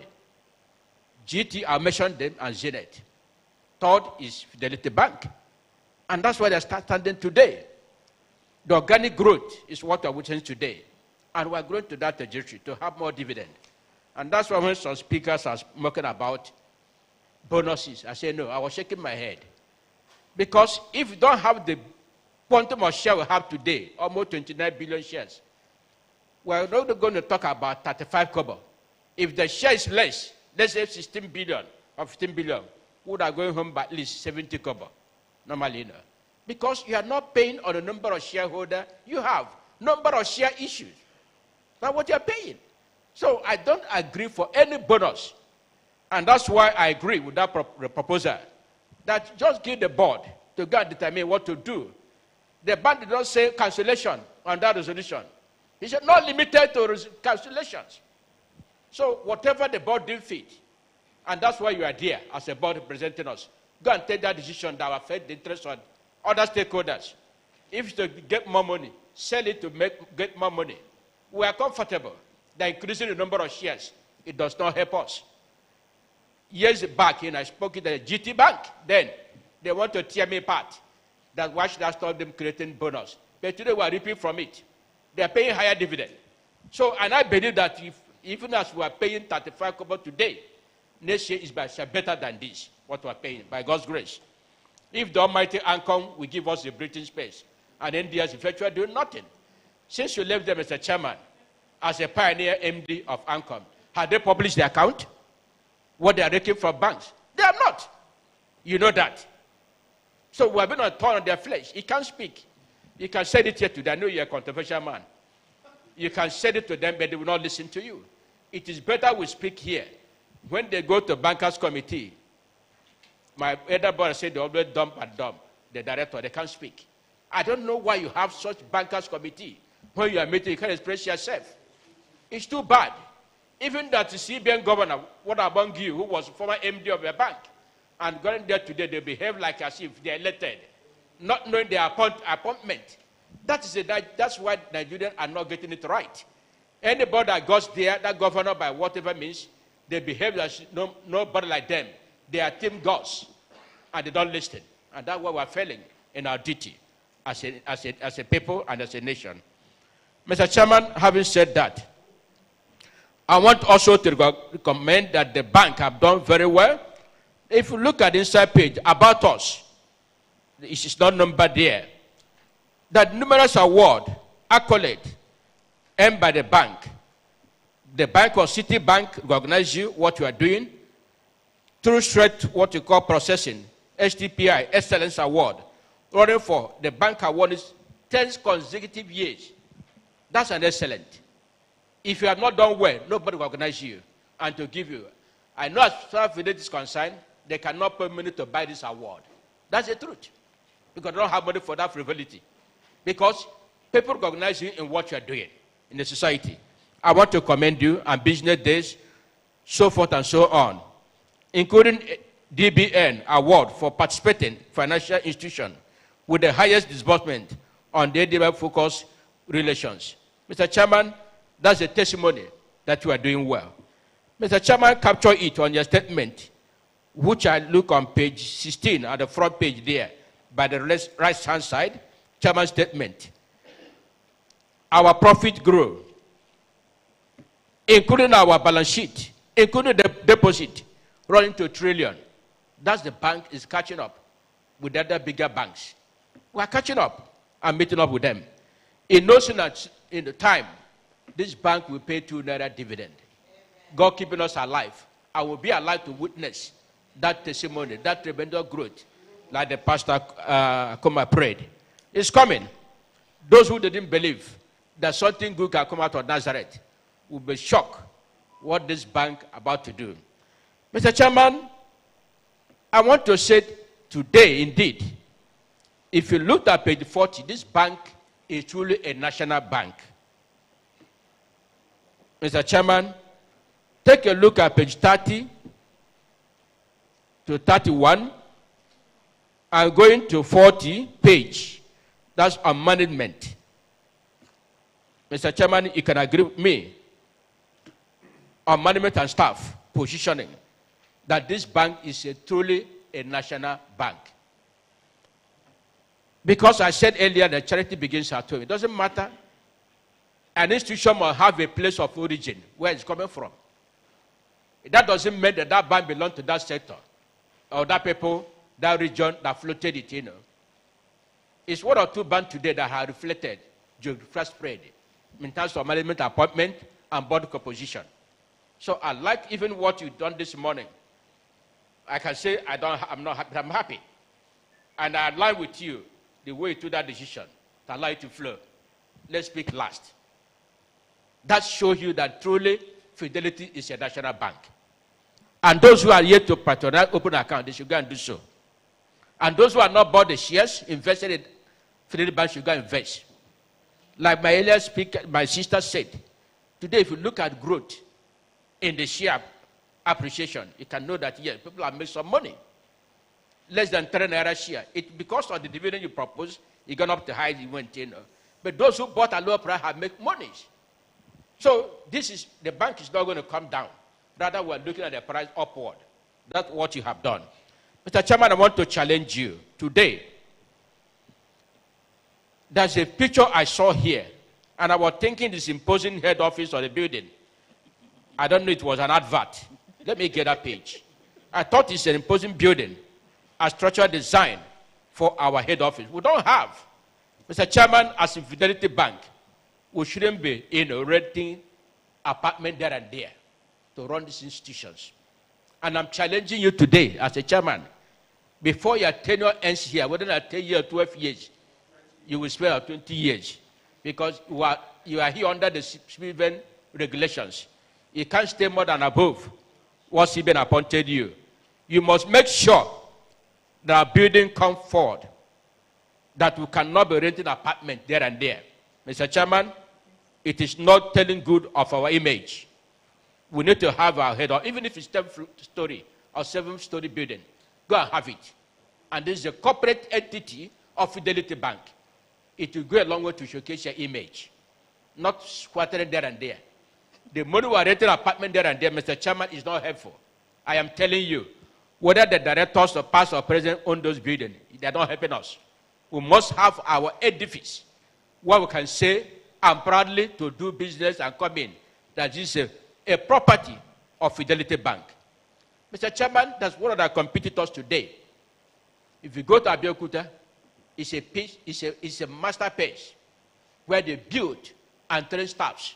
If another bank may go there, we must have also replicate either in Oka or Enugu, go and be such, so that your staff can go there and train, free from Lagos hustle and activities. Go there, and when they come back, they will tell a different story of how East look like. Somebody doesn't go to East and travel. If you get me to go abroad, go there. There's a lot of sightseeing you can see. We must build it, Mr. Chairman, so that when you have your staff in-house training, they will all go there 1 week and come back. Mr. Chairman, I'm commending the board today.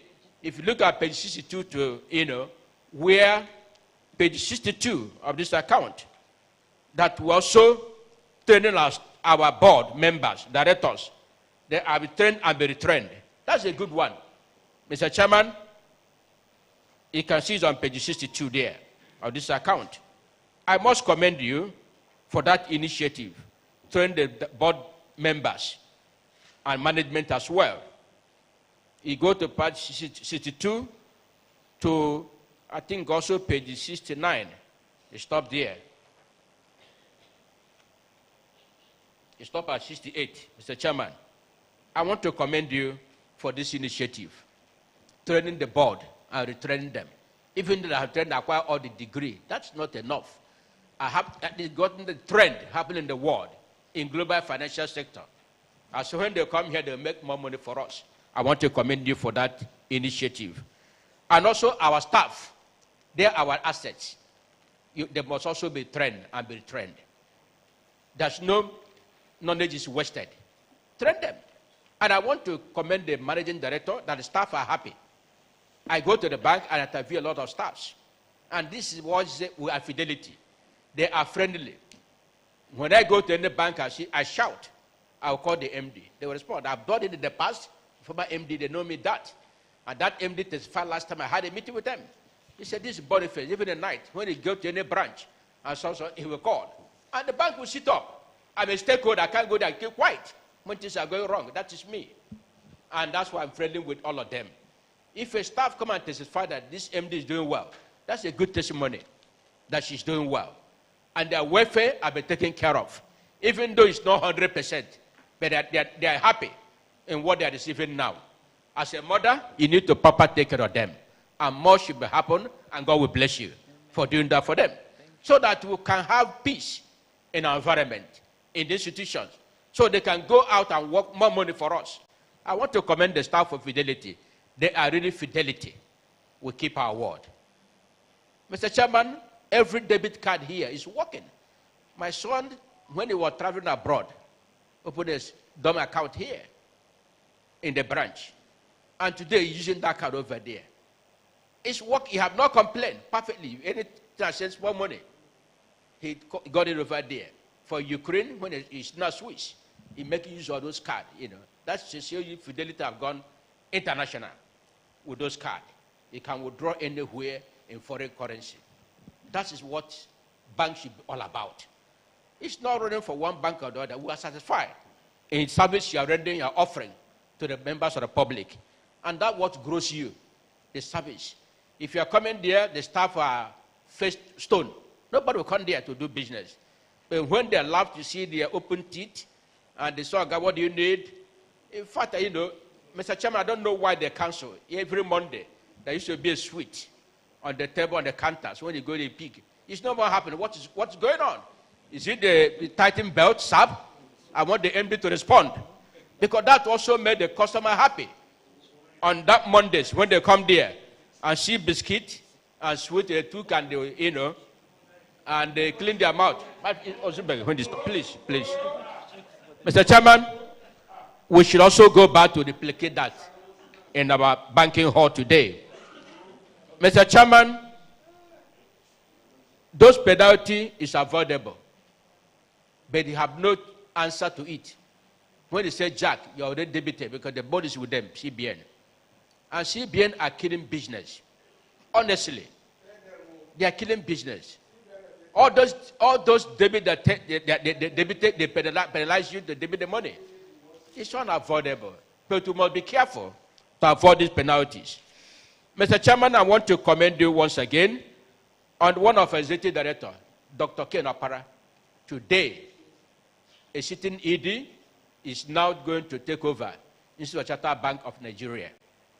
That's so that Fidelity, something good is coming out here. Our former ED was once also, when he left the bank, a chairman, I think president of ICANN. That's Mr. Onome.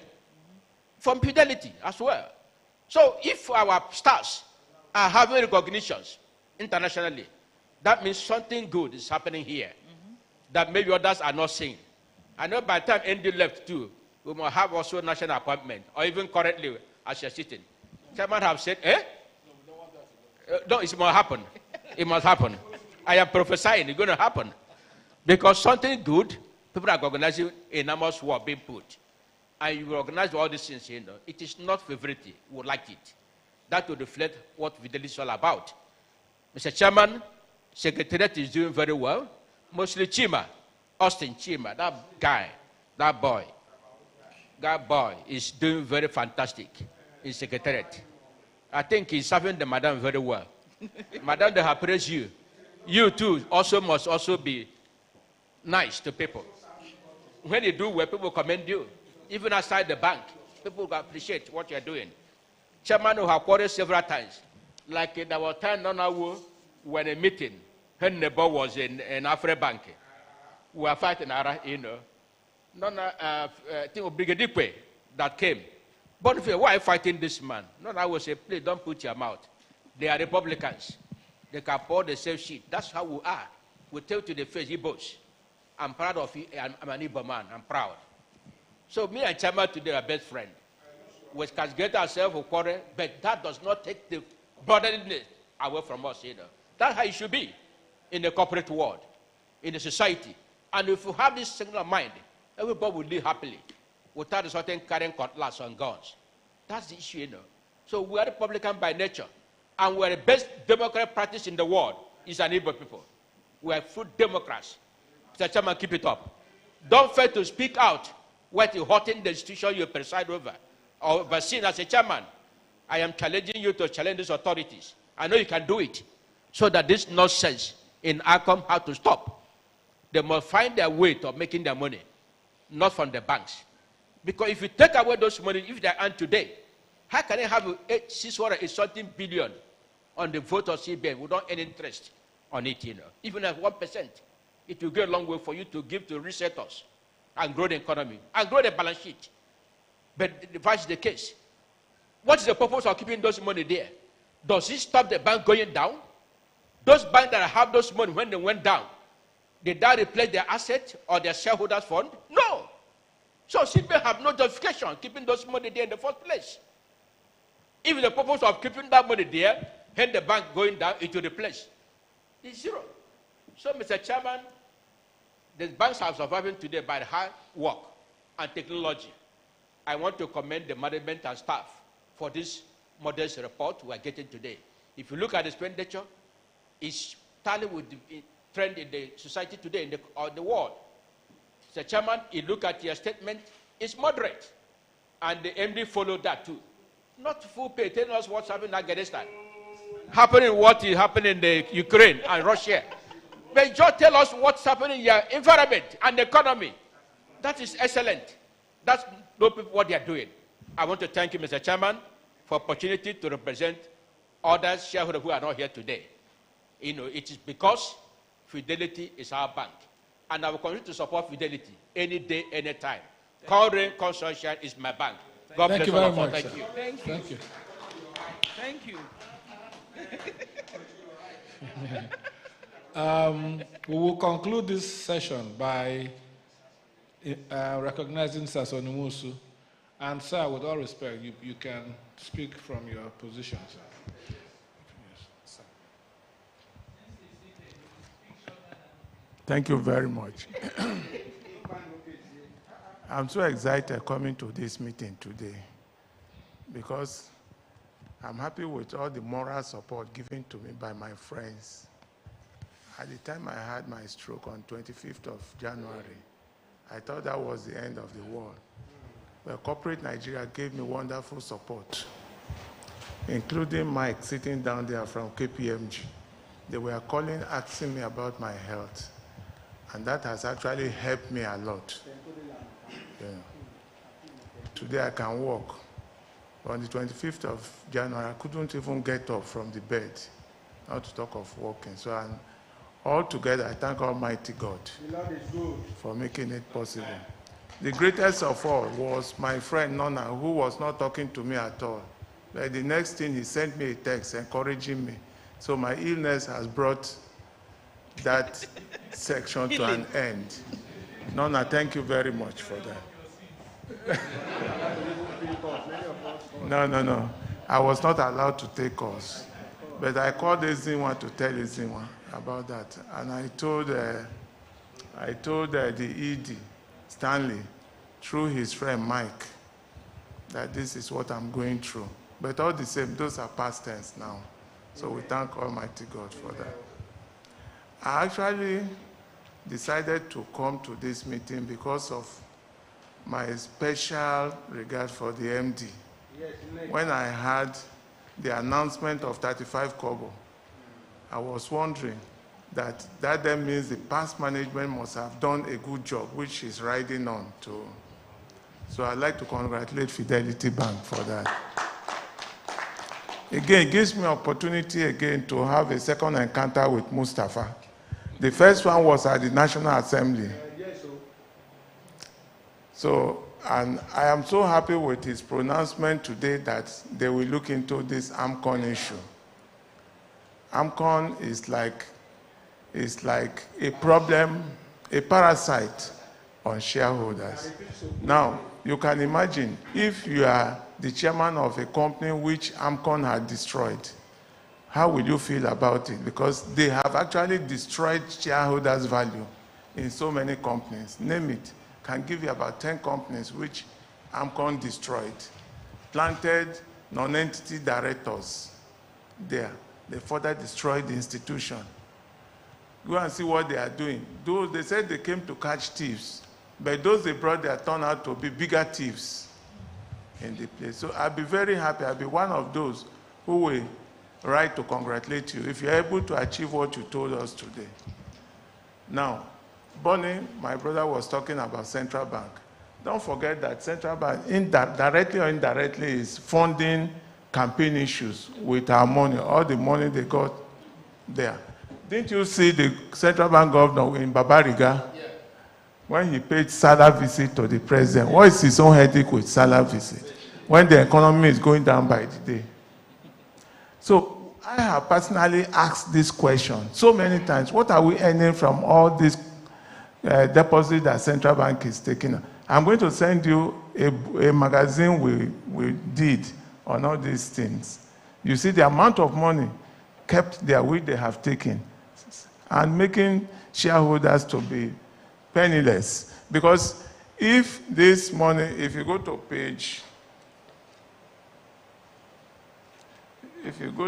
a page in this where it indicated the money that was paid to Ancom, if it's added to 218, let's go to 218.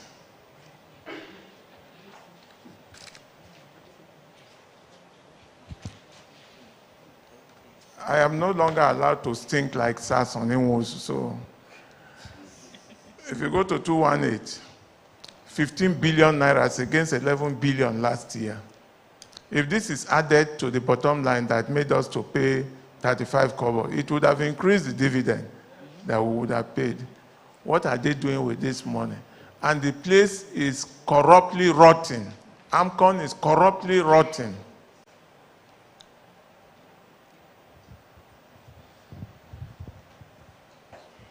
I don't know the legacy Mustafa left there, but it's corruptly rotting. Go there, you will see people who will tell you, you have to pay this to get this. It's happening there. I'm sure you are aware of that. Don't worry, you will not say yes. In any case, you know I asked you at National Assembly, I say, are you an Igbo or Hausa? Which one you dey? Nigeria, okay. That's why Nigeria is corrupt now. So please, kindly instigate what you have just promised. Do something about this AMCON because we are not really happy. I am speaking for the shareholders. And thank you for bringing me in to represent 400,000 shareholders. And as we are speaking at this AGM, they are watching us to see what individually we contribute to the AGM. So we have to speak their minds. So we are really not happy with AMCON. We are not happy with Central Bank. It appears to me that all that is being discussed here on Central Bank is not sent to them in verbatim, whether it's edited. It has been happening before now. I don't think the hard talk gets to the leadership of Central Bank. I do not think so. So it's very important that whatever we have said here must be properly represented to them there to really understand. No, Madam cannot do it the way it's coming because she also wants to save her job. So that is very obvious. So, Madam, please try. Try your best and see how far you can represent us properly, you know, over there. So, I'm not allowed to talk for too much, but I just abridge all that I want to talk about. Yes, on the side of the capital, yes, you are asking for discretionary powers. We shall give you the discretionary powers, but use your discretion properly. You see, if you think 1 for 10 will affect the payment of dividend, you can extend it. But the fact remains that once you have a challenge ahead of you, you work towards ensuring that you douse the risk of that challenge. If the challenge is not there, then you don't believe that you have a work to do. For us, if in your justification as a board decide to give us a bonus, we will appreciate it than just canceling. Because you know, even the karma itself is in court. The karma is in court because people challenge the karma. Maybe we have those Boniface or non-accords Republican that sat on this thing. So they weren't having enough Democrats to douse their urge. So, but it's still in court. We just want to say that let us look at it and see how far we manage the situation to be here and there. It's very important. Although Nigerian Stock Exchange, NGX will be very happy because they know what they will earn from it. Whichever dividend, whichever bonus you declare, they will earn something from it. Mr. Chairman, I also looked at the pictures here. I didn't see any picture representing shareholders. I didn't see any. I've looked at those things. I didn't see any. There is none. If truly we are the owners of this company, if we are exposing these pictures, there should be picture of shareholders. You recall that in the run of talk, somebody talked about Onome, and I think it is also important. In some of the AGMs, they invite their ex-chairmen, ex-directors to attend the AGM so that whatever is being discussed at the AGM, they also hear it. Both past and present, they will hear it. So it is important that we also use that platform to bring our old friends to the AGM. Mr. Chairman, you see what I've just said. I read through this notice. You are asking for 40 million naira as director's fee and chairman's fee. 40 million naira. If we had been affected by AMCON, do you think this bank will be able to pay a director 40 million? Mr. Chairman, please, I need your attention. If we have been affected by AMCON, and AMCON is a project between you and your friend, former Emir of Kano, the two of you, and Aroma Ute. The formation of AMCON, if you remember, was there when I challenged at the National Assembly, when they insisted that Central Bank must bring their own contribution of 5% to. Mr. Chairman, can I just give you some few minutes to finish with the amiable company secretary? I'm giving you full attention, sir. Okay. So please, you have to do something about AMCON. Now, when we look at the donation list again, you cannot wish away. There is no way, there is no soap you can use to wash away AMCON from your body. Because at that time, when you were the chairman of AMCON, you were another thing god. So, then I look at the list of donations. I look at Abia State Security Support Fund, 50 million naira. And police is getting 1 billion. While you are getting business from this area, especially within Aba and all these places. I think when you are trying to do this donation, to justify it, there's a lot of things you have to take into consideration in doing it, so that it's not loop-sided. Mr. Chairman, you are asking us to approve some directors here. Yes, you will get them, especially Stanley, whom I know his antecedent very well. And he fits into the projection of catching up with the big ones. You know where he came from. You know. He escaped being kidnapped by the politicians, and Fidelity kidnapped him. So, which means to whom much is given, much is expected. You have Ken Oparatu, who is everywhere. I didn't see him here. I don't know. Maybe the platform is too small. It's too small to take all the directors. No, this is a virtual meeting with selected attendees. Okay, I understand. That's why they're not all here. I understand.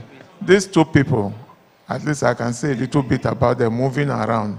I recall when we had a business plan from Canada, we asked Ken to come. He quickly joined us at Saturn Sun with his team, because I insisted that we are going to go for Fidelity with them. Inua, it's a how now? I'm fine, Mr. Mosso. Yes, You're well? I can see that. I can see that your quietness shows clearly that you are fine. And I can see you are very active. You continue to pass papers. Coordinate. When my chairman speaks, I guess I can't say anything. My boss is there. Okay. So a woman is your boss? I have my boss at home. She's a woman. But my boss at Fidelity is Mr. Chikeobi. Okay. The MD is my subordinate, actually. I'm a director. She works for me. Oh, anyway, she's also your boss, since she's a woman.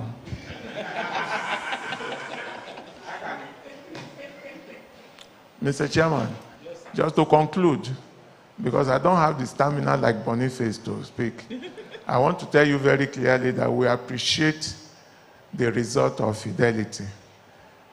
This morning, I've passed the paper to Ezinwa and Austin. I'm sure they will pass it to the management.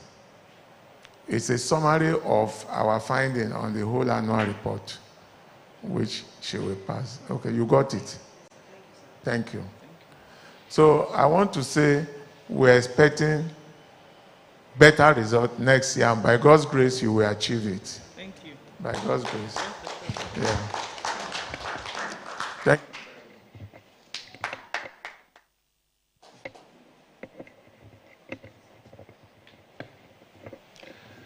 Thank you so much. Before we proceed any further, let me try and address some of the issues you raised. Thank you for the encouragement. We are not satisfied. We intend to do better.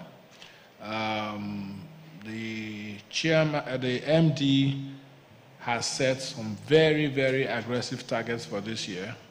If you even get 60% of that, you guys will be very happy at the end of the year. So we're not congratulating ourselves. We have a long way to go, and we'll try and do better.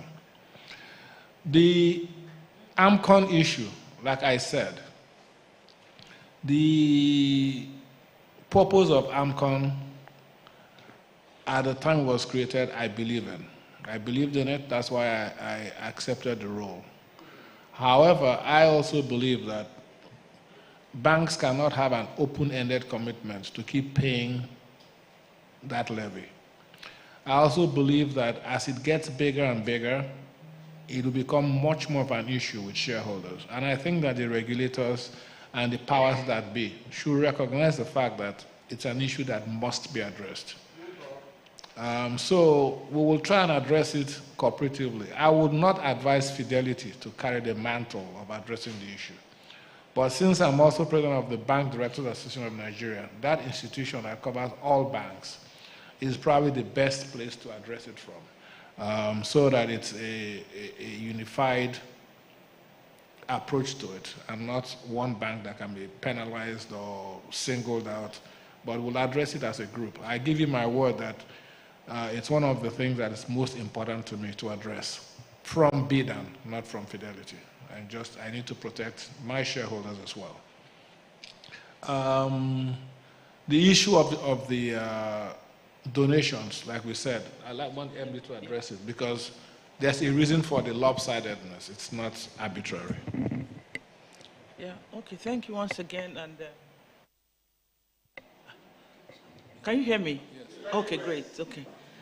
Just to thank you once again for making our time to attend this AGM.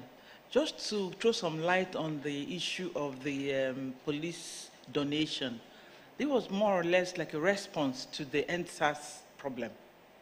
You know, if you remember that most of the police stations in Lagos and some parts of the country were burnt during the NSAS. So the Committee of Bankers, as well as the body of bankers, decided that that's our way of adding back to the society. So the cost of renovating and rebuilding all the police stations in the country was now, we accepted to do it as a CSR. So you know that's a lot of money. But to give you some comfort, it was done properly, and it was the body of bankers that supervised it and actually ensured that the constructions and reconstruction were done. If you notice, those police stations are up and running now, and they've been handed over back to the police force. So it wasn't like any cash was given to police, no. It was a direct labor thing, and it was supervised by the body of bankers. And we're very happy that what we intended to achieve by that, we did achieve it. So because the problem was so very big, and we figured that leaving it for the government alone would take a long time to achieve. And all of us need the police force. We need their support. We need to support them for them to protect us. And you know how vulnerable the banks are. And we have banks in all those locations. And if the policemen don't have any place to stay, they don't have guns to work with, they don't have cars to work with, we are at the bigger risk. So we took the moral high ground to ensure that we replace everything that they need, including their equipment. So that's why we stepped forward very strongly as a body. Thank you. To add to that, you will not see that number again this year.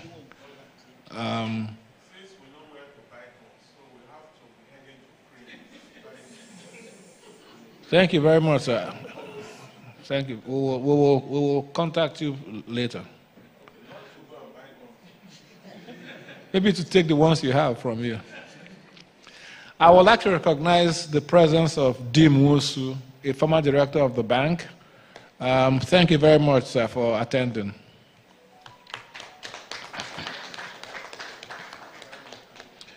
Okay, we proceed now. Having laid before you the audited financial statements, the reports of the directors, external auditors, audit committee, and independent board appraisal consultants for the financial year ending December 31, 2021. In accordance with Section 377 of the Companies and Allied Matters Act 2020, we will now proceed to vote on this agenda item and other items for which your vote is required. In accordance with the provisions of Section 248(1)A of CAMA 2020, I, as chairman of this meeting, hereby call for a poll in respect of all the items on the agenda, except item 6 on disclosure of the remuneration paid to the manager of the company, and item 7 on election to the Statutory Audit Committee.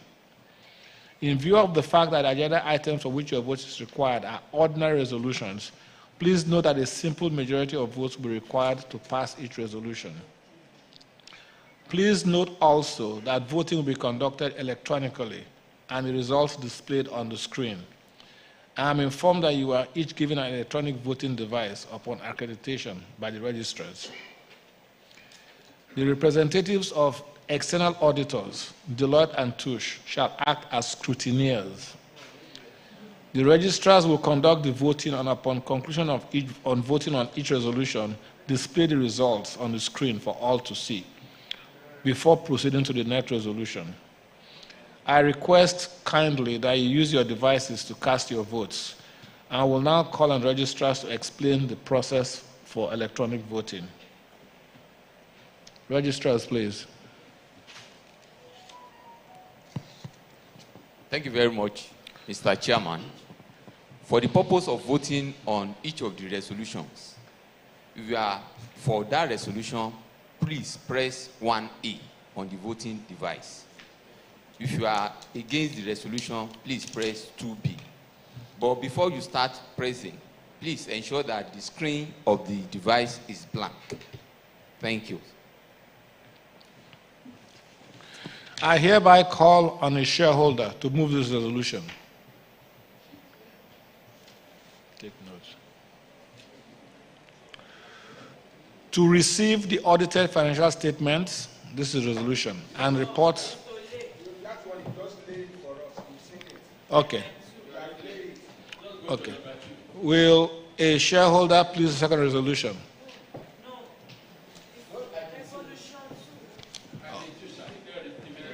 Okay. Okay, that is done. Okay. Okay, the next item on the agenda is the approval of the proposed dividend. In this regard, directors are pleased to recommend a dividend of 35 kobo per ordinary share for the 2021 financial year for the approval of shareholders. I hereby call on the shareholder to move the resolution.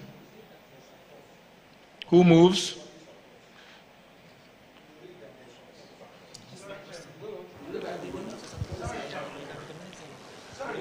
Yes. To save our time.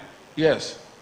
I will would have preferred the situation, since it's not your re-election, for you to move and then you have a seconder from.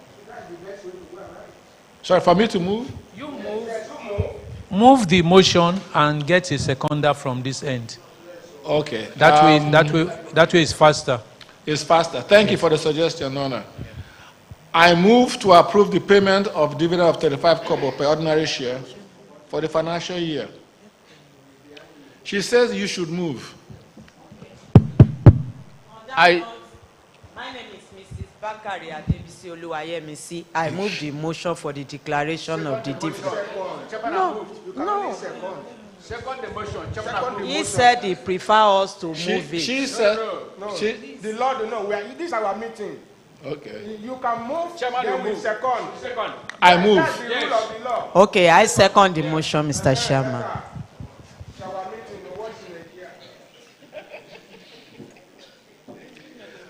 I now ask, I will now put resolution of, to a meeting by calling on you to vote.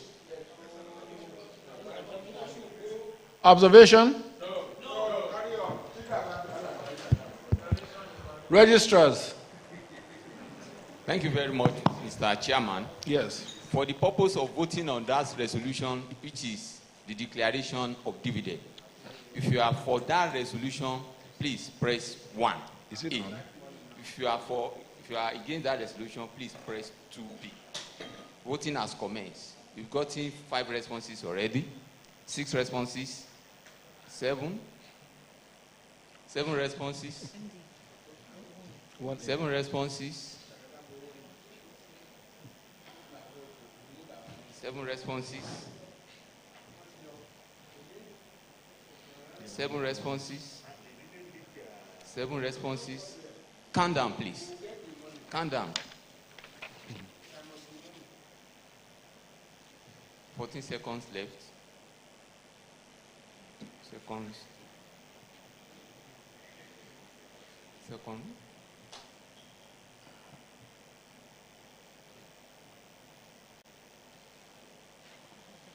Time up. Please display the results. At the end of the voting on that resolution, we have 593 shareholders physically present and voting by proxy, with the total shares of 12,258,471,959 units. No dissenting voice. Thank you. I hereby declare the resolution carried. The next item, election of directors, I will please prefer that it's moved by the shareholders because we're electing directors that I know. Election of Mrs. Moronike Adenike Bameke. Bameke. Thank you very much. Who moves, please?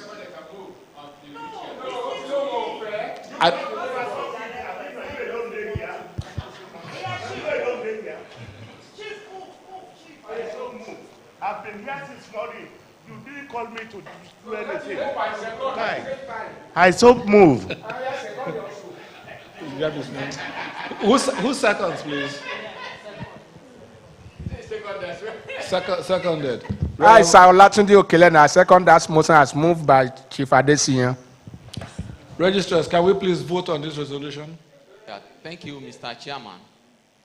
If you are for the resolution, which is to elect Mrs. Moronke Adenike Bameke as independent director, please press 1A. If you are against that resolution, please press 2B. Voting has commenced. We've gotten 7 responses already, 8 responses.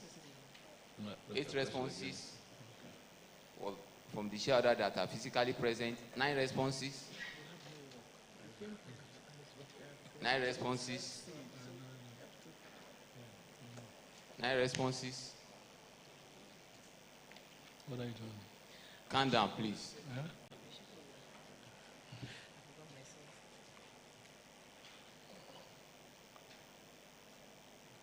12 seconds left.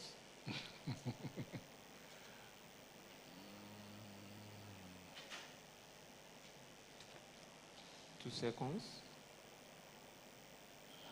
Time up. Please display the results.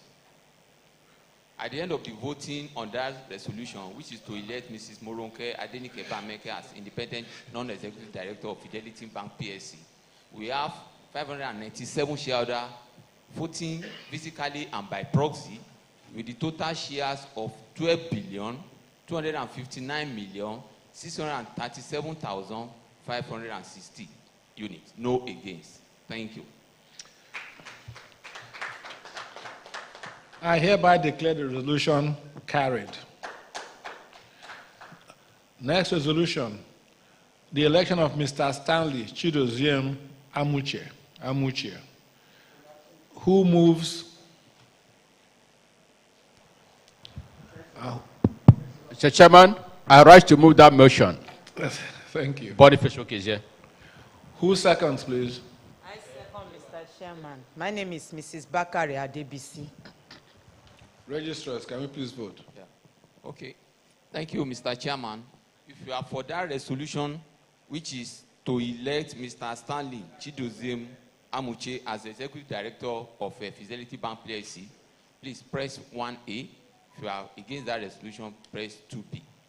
We've gotten 6 responses already. 8 responses. 8 responses. 9 responses.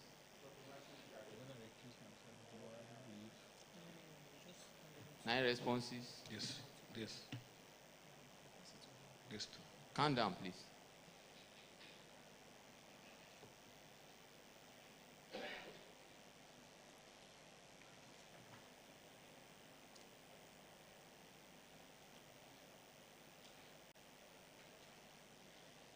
Four seconds left. 2 seconds. 1 second. Time up. Please display the results. At the end of the voting on that resolution, which is to elect Mr. Stanley Chidoziem Amuche as the Executive Director of Fidelity Bank PLC, we have 589 shareholders voting physically and by proxy, with the total shares of 12,173,190,558 units, which represent 99.30%, while 4 shareholders voting against through proxy, with the total shares of 86,333,476 units. Thank you. I hereby declare the resolution carried. The next item is re-election of directors. I hereby recuse myself from handling my own re-election and yield the chair to Pastor Kings Akuma.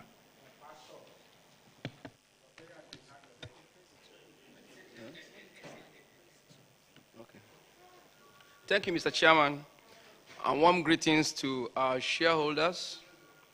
The next item is the re-election of the non-executive directors who are due to retire by rotation. In accordance with Section 285 of the Companies and Allied Matters Act 2020 and Article 95, Sub-Article 1A of the Articles of Association of the company, the directors due to retire by rotation at this annual general meeting are Mr. Mustafa Chikobi, Alhaji Issa Inua, and Engineer Henry Obi, and being eligible, they have offered themselves for re-election.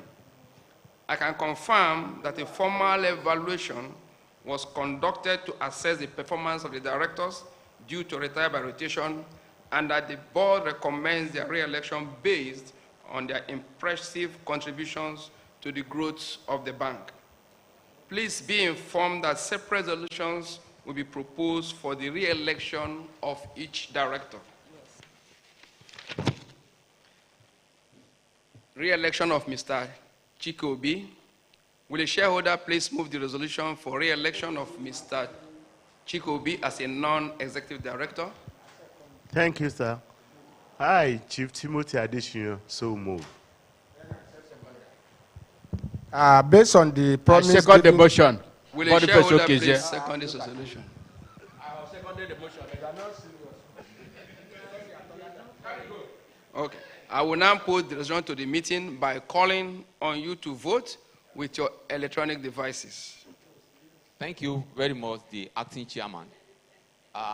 If you are for that resolution, which is to elect Mr. Mustafa Chikiobi as a non-executive director, press 1A. If you are against, please press 2B.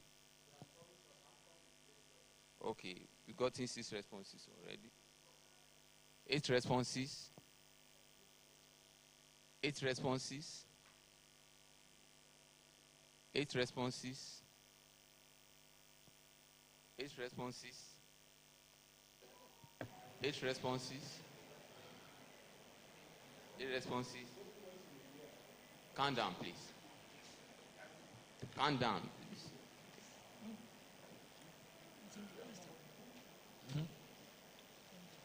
Did you press? Okay. Okay. It's only 8. 7 seconds left. Should be 10, right? Only 8. I thought it was 10. Yes, let's see how many people are against it. Time up. Let's The result, please. At the end of the voting on that resolution, we have 580 shareholders voting physically and through proxy, with the total shares of 11,884,484,809 units, which represent 96.94% of the paid-up capital of the company, while we have 12 people voting against through proxy, with the total shares of 375,033,425 units. Thank you. I hereby declare the resolution carried. Having been duly re-elected, I congratulate our chairman, Mr. Mustafa Chikiobi, on his re-election and yield the chair to him to continue the meeting. Congratulations, Mr. Chairman. Thank you, Pastor Kings Akuma. I also wish to express my sincere appreciation to our shareholders for the confidence reposed in me. We will now proceed to the next item. Definitely. Definitely. Re-election of Alhaji Issa Inua. Will a shareholder please move resolution of Alhaji Inua? Hi, Sir Olatunde Okelana. I want to propose that Alhaji Issa Inua, that we know very well, should continue in office as director of Fidelity Bank. Thank you. Who seconds, please? I second, sir. My name is Augustine Esa Funke. Thank you very much. May we please vote on this resolution? Thank you very much, Mr. Chairman. Please open the poll. If you are for that resolution, which is to re-elect Alhaji Issa Inua as independent non-executive director of Fidelity Bank PSC, press 1A. If you are against, press 2B. You've gotten 9 responses already.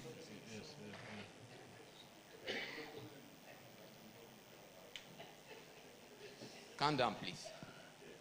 Count down.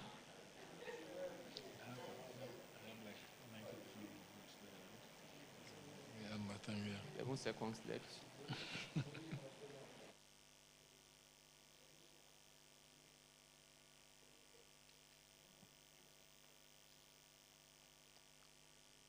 Time up. The result, please. At the end of the voting on that resolution, which is to re-elect Alhaji Issa Inua as independent non-executive director of Fidelity Bank PSC, we have 590 shareholders voting physically and through proxy, with the total shares of 12,209,713,231 units, while we have 3 shareholders voting through proxy, with total shares of 49,827,319 units. Yeah. Thank you. I hereby declare the resolution carried. Re-election of Engineer Henry Obi. Will a shareholder kindly move resolution for election of Henry Obi as an independent non-executive director? I so move, Mr. Chairman. Bakari Adebisi. Who seconds? I rush to second the motion. Boniface Okezie. Thank you, sir. Can we please vote on the resolution? Thank you, Mr. Chairman. If you are for that resolution, please press 1A. If you are against, please press 2B. We've gotten 9 responses. 9 responses. Calm down, please.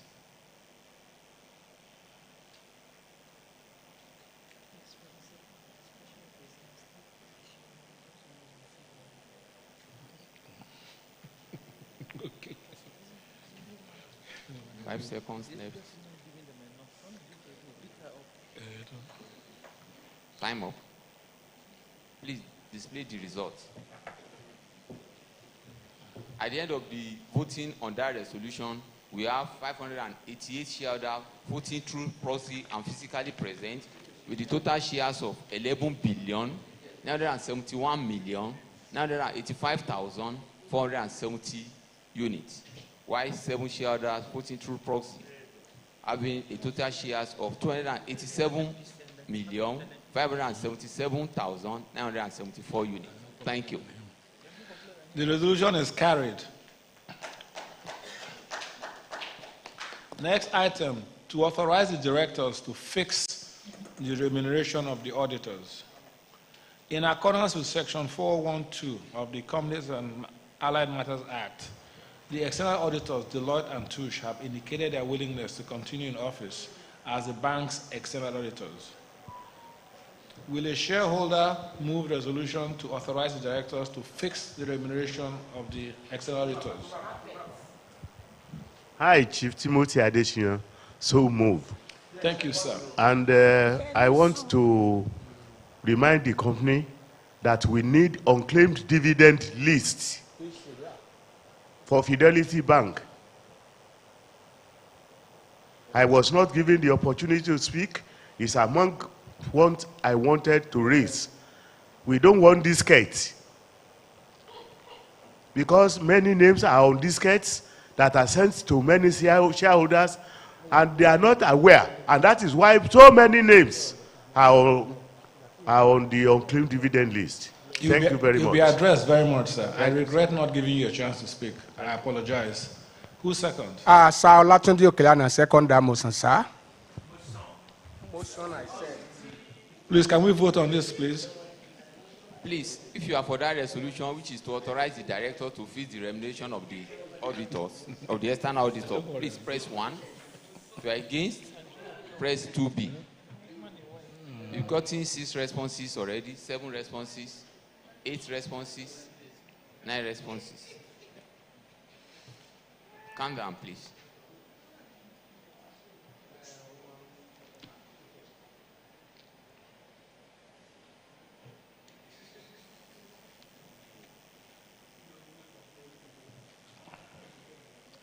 Seconds left.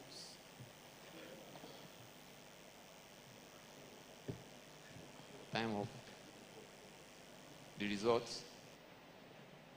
At the end of the voting on that resolution, we have 593 shareholders voting through proxy and physically present, with the total shares of 12,209,773,088 units, while we have 3 against, having a total shares of 49,827,319. Thank you. Resolution carried. Next item, to disclose the remuneration of the managers of the company.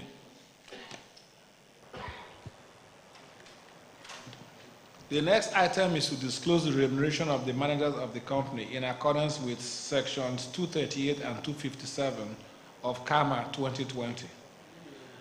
The ordinary business for AGMs should include an item on the disclosure of the remuneration of the managers of the company. Premised on the foregoing, shareholders are hereby informed that the remuneration of the managers of the company is disclosed in note 40 of the annual report. So, duly noted, we go to item 17.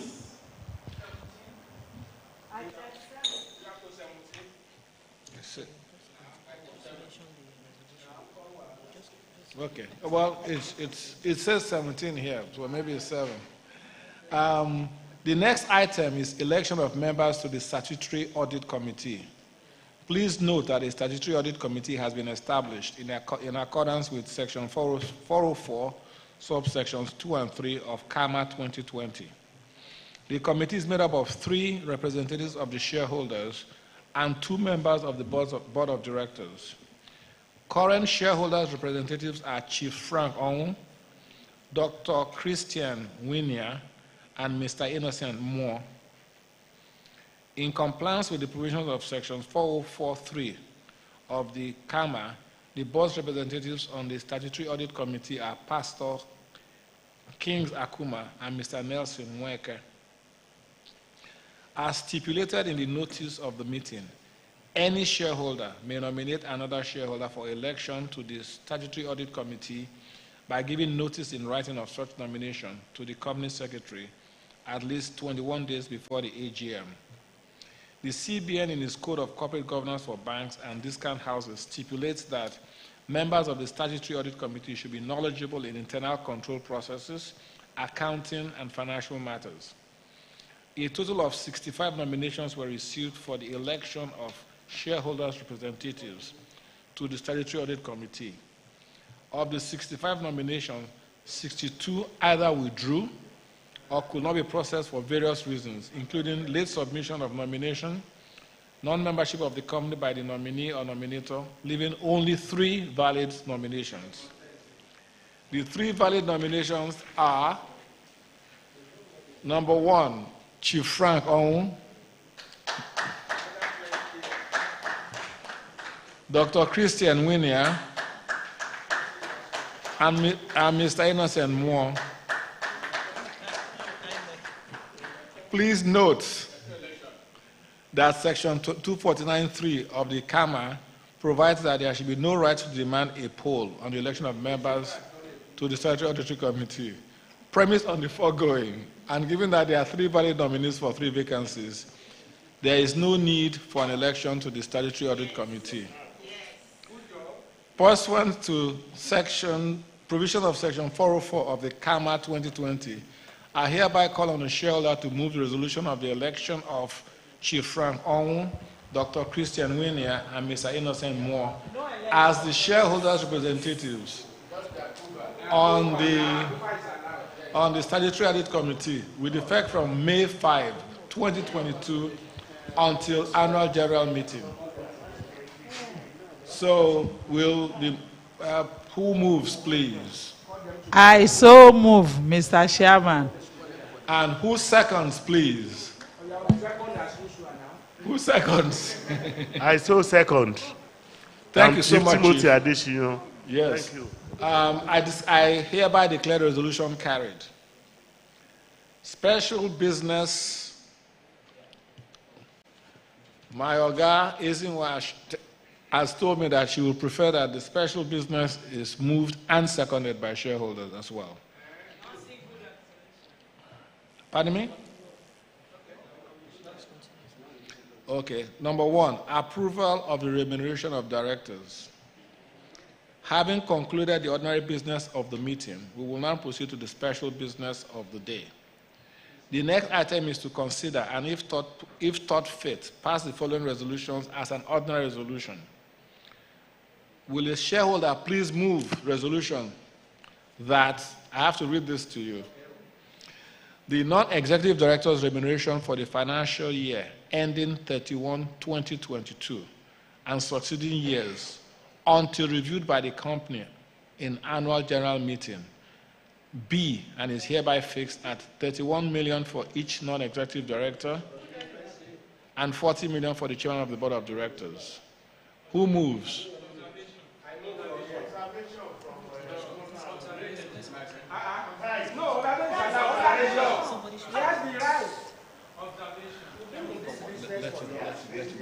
Let him observe.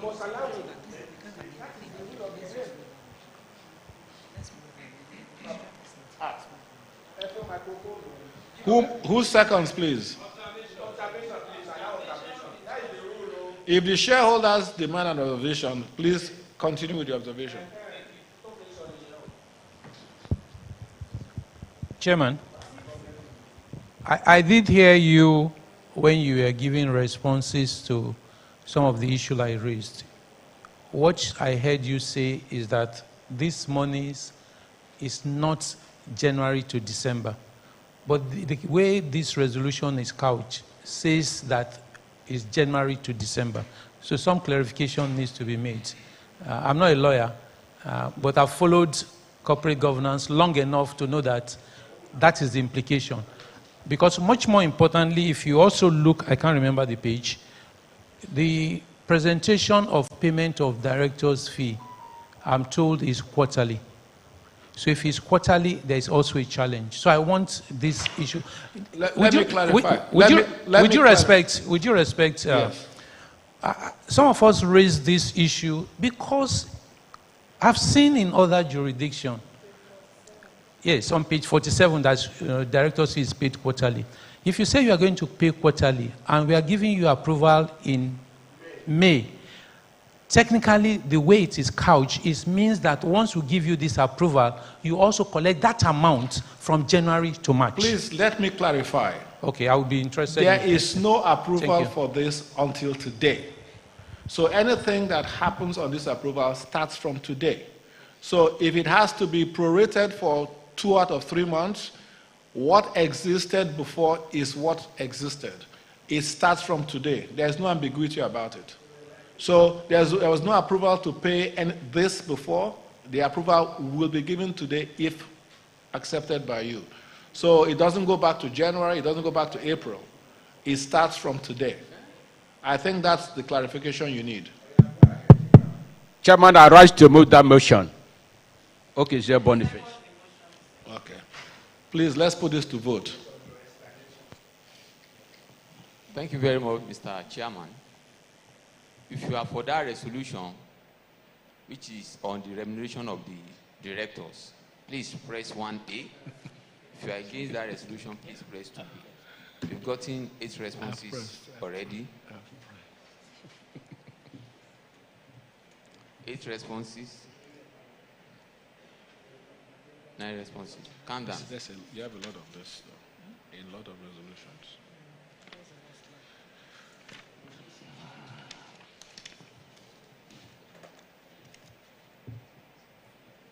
The result, please.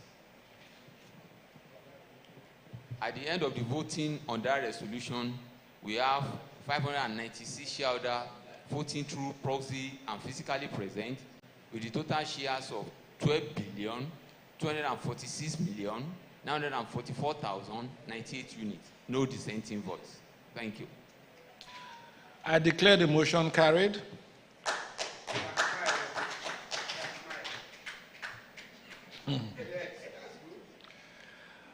Will a shareholder please move the resolution that, pursuant to Article 9 of the Articles of Association of the company, the Board of Directors be and is hereby authorized to take all steps to ensure the company's compliance with the provisions of Section 124 of the CAMA 2020 and Companies Regulation 2021 in respect of the unissued shares in the share capital of the company, including but not limited to cancellation of the unissued shares. Who moves? My dear Chairman, based on all the argument we had on it, and we believe you will do the needful, I, Sir Olatunde Okelana, move that motion. Thank you very much. Who seconds? I so second, Mr. Chairman. My name is Esther Funke Augusti. Thank you, ma. May we please vote on that resolution? Okay, sir. Thank you, Mr. Chairman. If you are for that,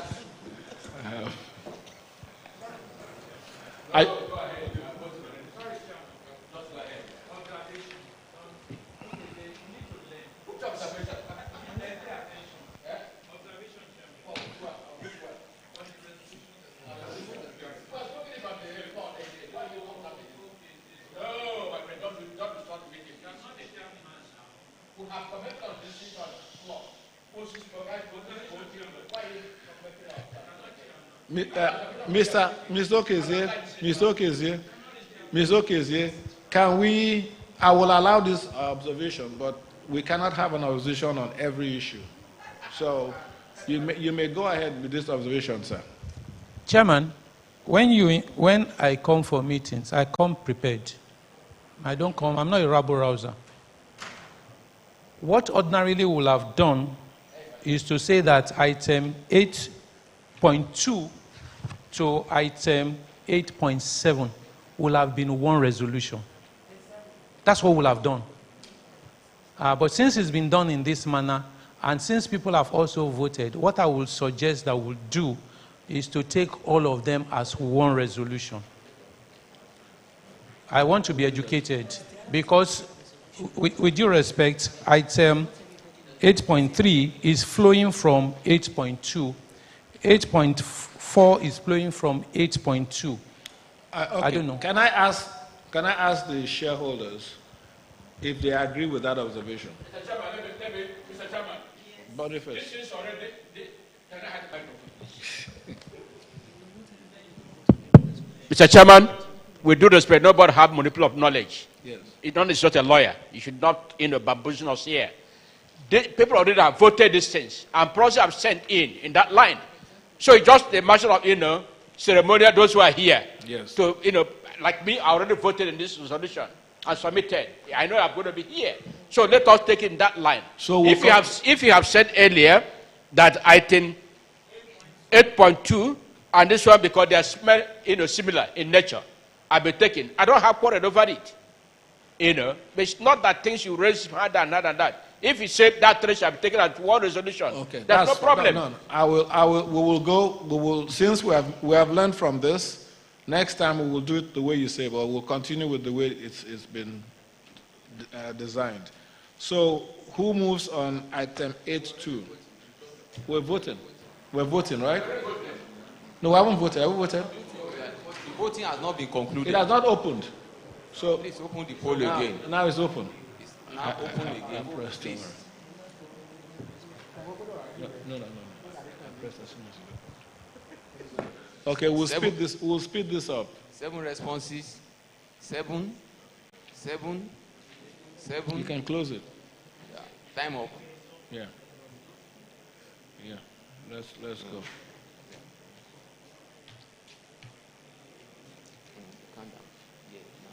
It's almost done. Please display the result. At the end of the voting on that resolution, we have 578 shareholders voting physically and through proxy, with the total shares of 11,871,932,290 units, while we have 11 shareholders voting against, having a total shares of 373,911,450. Thank you. Thank you. Carried. 8.3, that the Board of Directors is hereby authorized to take all steps to ensure that the memorandums and articles of association of the company are altered to comply with Resolution 8.2 above, including replacing the provisions on authorized share capital with the issued share capital of the company. Who moves, please? I so move, Mr. Chairman. Who seconds? I so second. Thank you, Ma. Thank you, Ma. Voting, please. Please. The poll has opened. For that resolution, we've gotten 6 responses already, 7 responses. Asking me to press. 7 responses. 7. Calm down.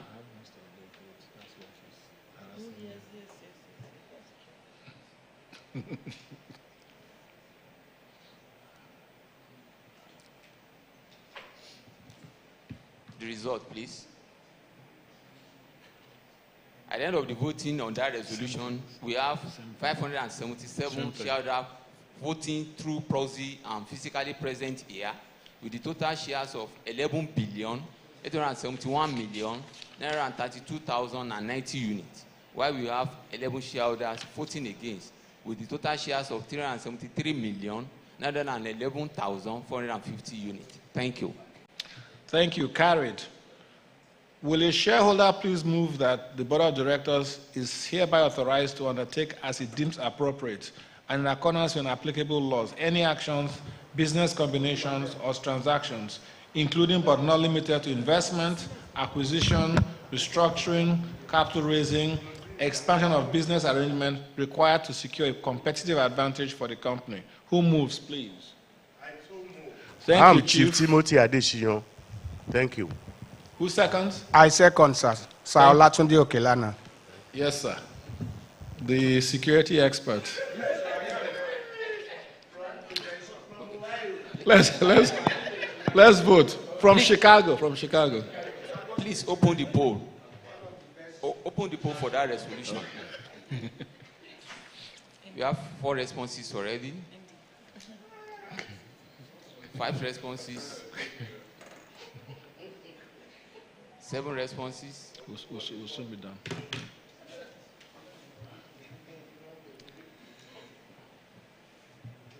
Count down, please.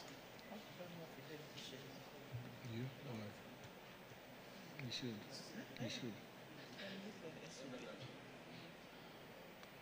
Time up. The result, please. Then we see 11 against us. At the end of the voting on that resolution, we have 575 shareholders voting physically here and through proxies, with total shares of 11,871,878,764 units, while we have 11 shareholders voting against, with total shares of 373,911,450 units. Thank you. Motion carried. Resolution carried. That the Board of Directors be and is hereby authorized to appoint such professional parties, consultants, or advisors as may be required, and to perform all acts and do all things that may be necessary for or incidental to giving effect to the above resolutions. Who moves, please? Thank you very much, ma'am. And I second the motion. Thank you, sir. May we vote, please? Please open the poll for that resolution, please. If you are for that resolution, press 1A. If you are against, press 2B. We've gotten 7 responses already. 7 responses. 7 responses. Count down, please.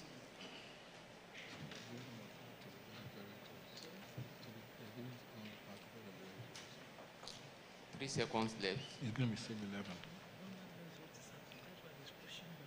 Please display the results. At the end of the voting on that resolution, we have 581 shareholders voting through proxies and physically present, with the total shares of 11,958,259,393 units, while we have 7 shareholders voting against, with the total shares of 287,577,974 units. Thank you. Thank you, Registrar. That resolution is carried. Second to last resolution, that the Board of Directors be and is hereby authorized to enter into any agreement, assurances, notices, or deeds, and execute any document necessary for and or incidental to giving effect to the above resolutions. Who moves, please? Thank you, madam. Who seconds? Thank you, sir. May we vote on this, please? Please open the poll.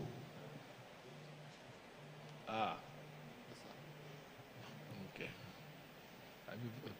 There's 7 responses. One more.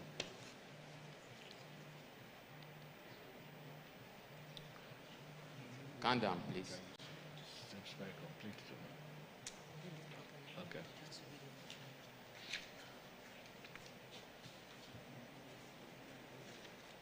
Time up.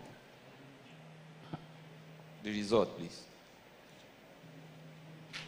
At the end of the voting on that resolution, we have 581 shareholders voting through proxies and physically present, with the total shares of 11,958,259,393 units, while we have 7 shareholders voting against, with total shares of 287,577,974 units. Thank you.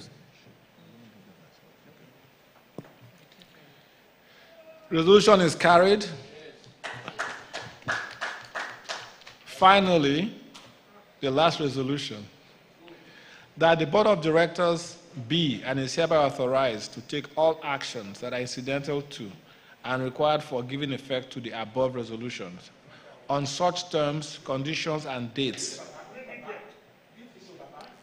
as may be determined by the Board of Directors, to be appropriate and in the company's best interest, including compliance with the directives of the regulatory authorities.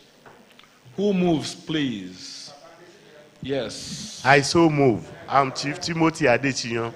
Thank you, Chief. Okay, I second that motion to close the everything. I, Saolatunde Okelana. I second that motion. We'll see you again next year. Can we vote, please? Please open the poll for that resolution, please. If you are for that resolution, please press 1A. If you are against, press 2B. We've got 6 responses already. 7 responses. 8 responses. 8 responses. 8 responses. Calm down, please. Okay. Okay. Okay.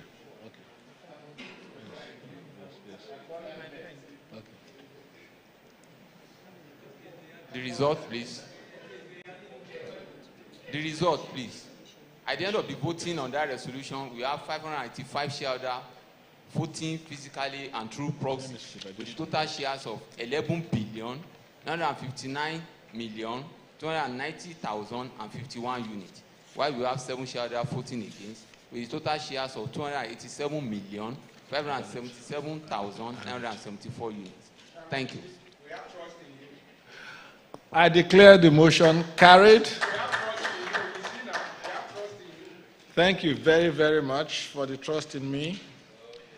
Dear esteemed shareholders, having concluded the business for which this AGM was convened, this brings to close the formal business of the day. On behalf of the Board of Directors, I thank you for attendance and robust participation in the 34th Annual General Meeting of the bank. As you depart, I wish you Godspeed and journey mercies. I also enjoin you all to continue to stay safe, remain security conscious in view of the times, and stay close to us. I'm adding that, it's not on the script. Now, we're going to have a prayer, and I'm directed to have a Muslim prayer.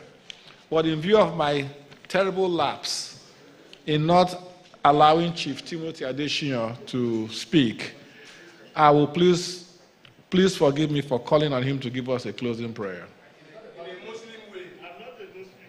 I know. I'm changing the script, sir.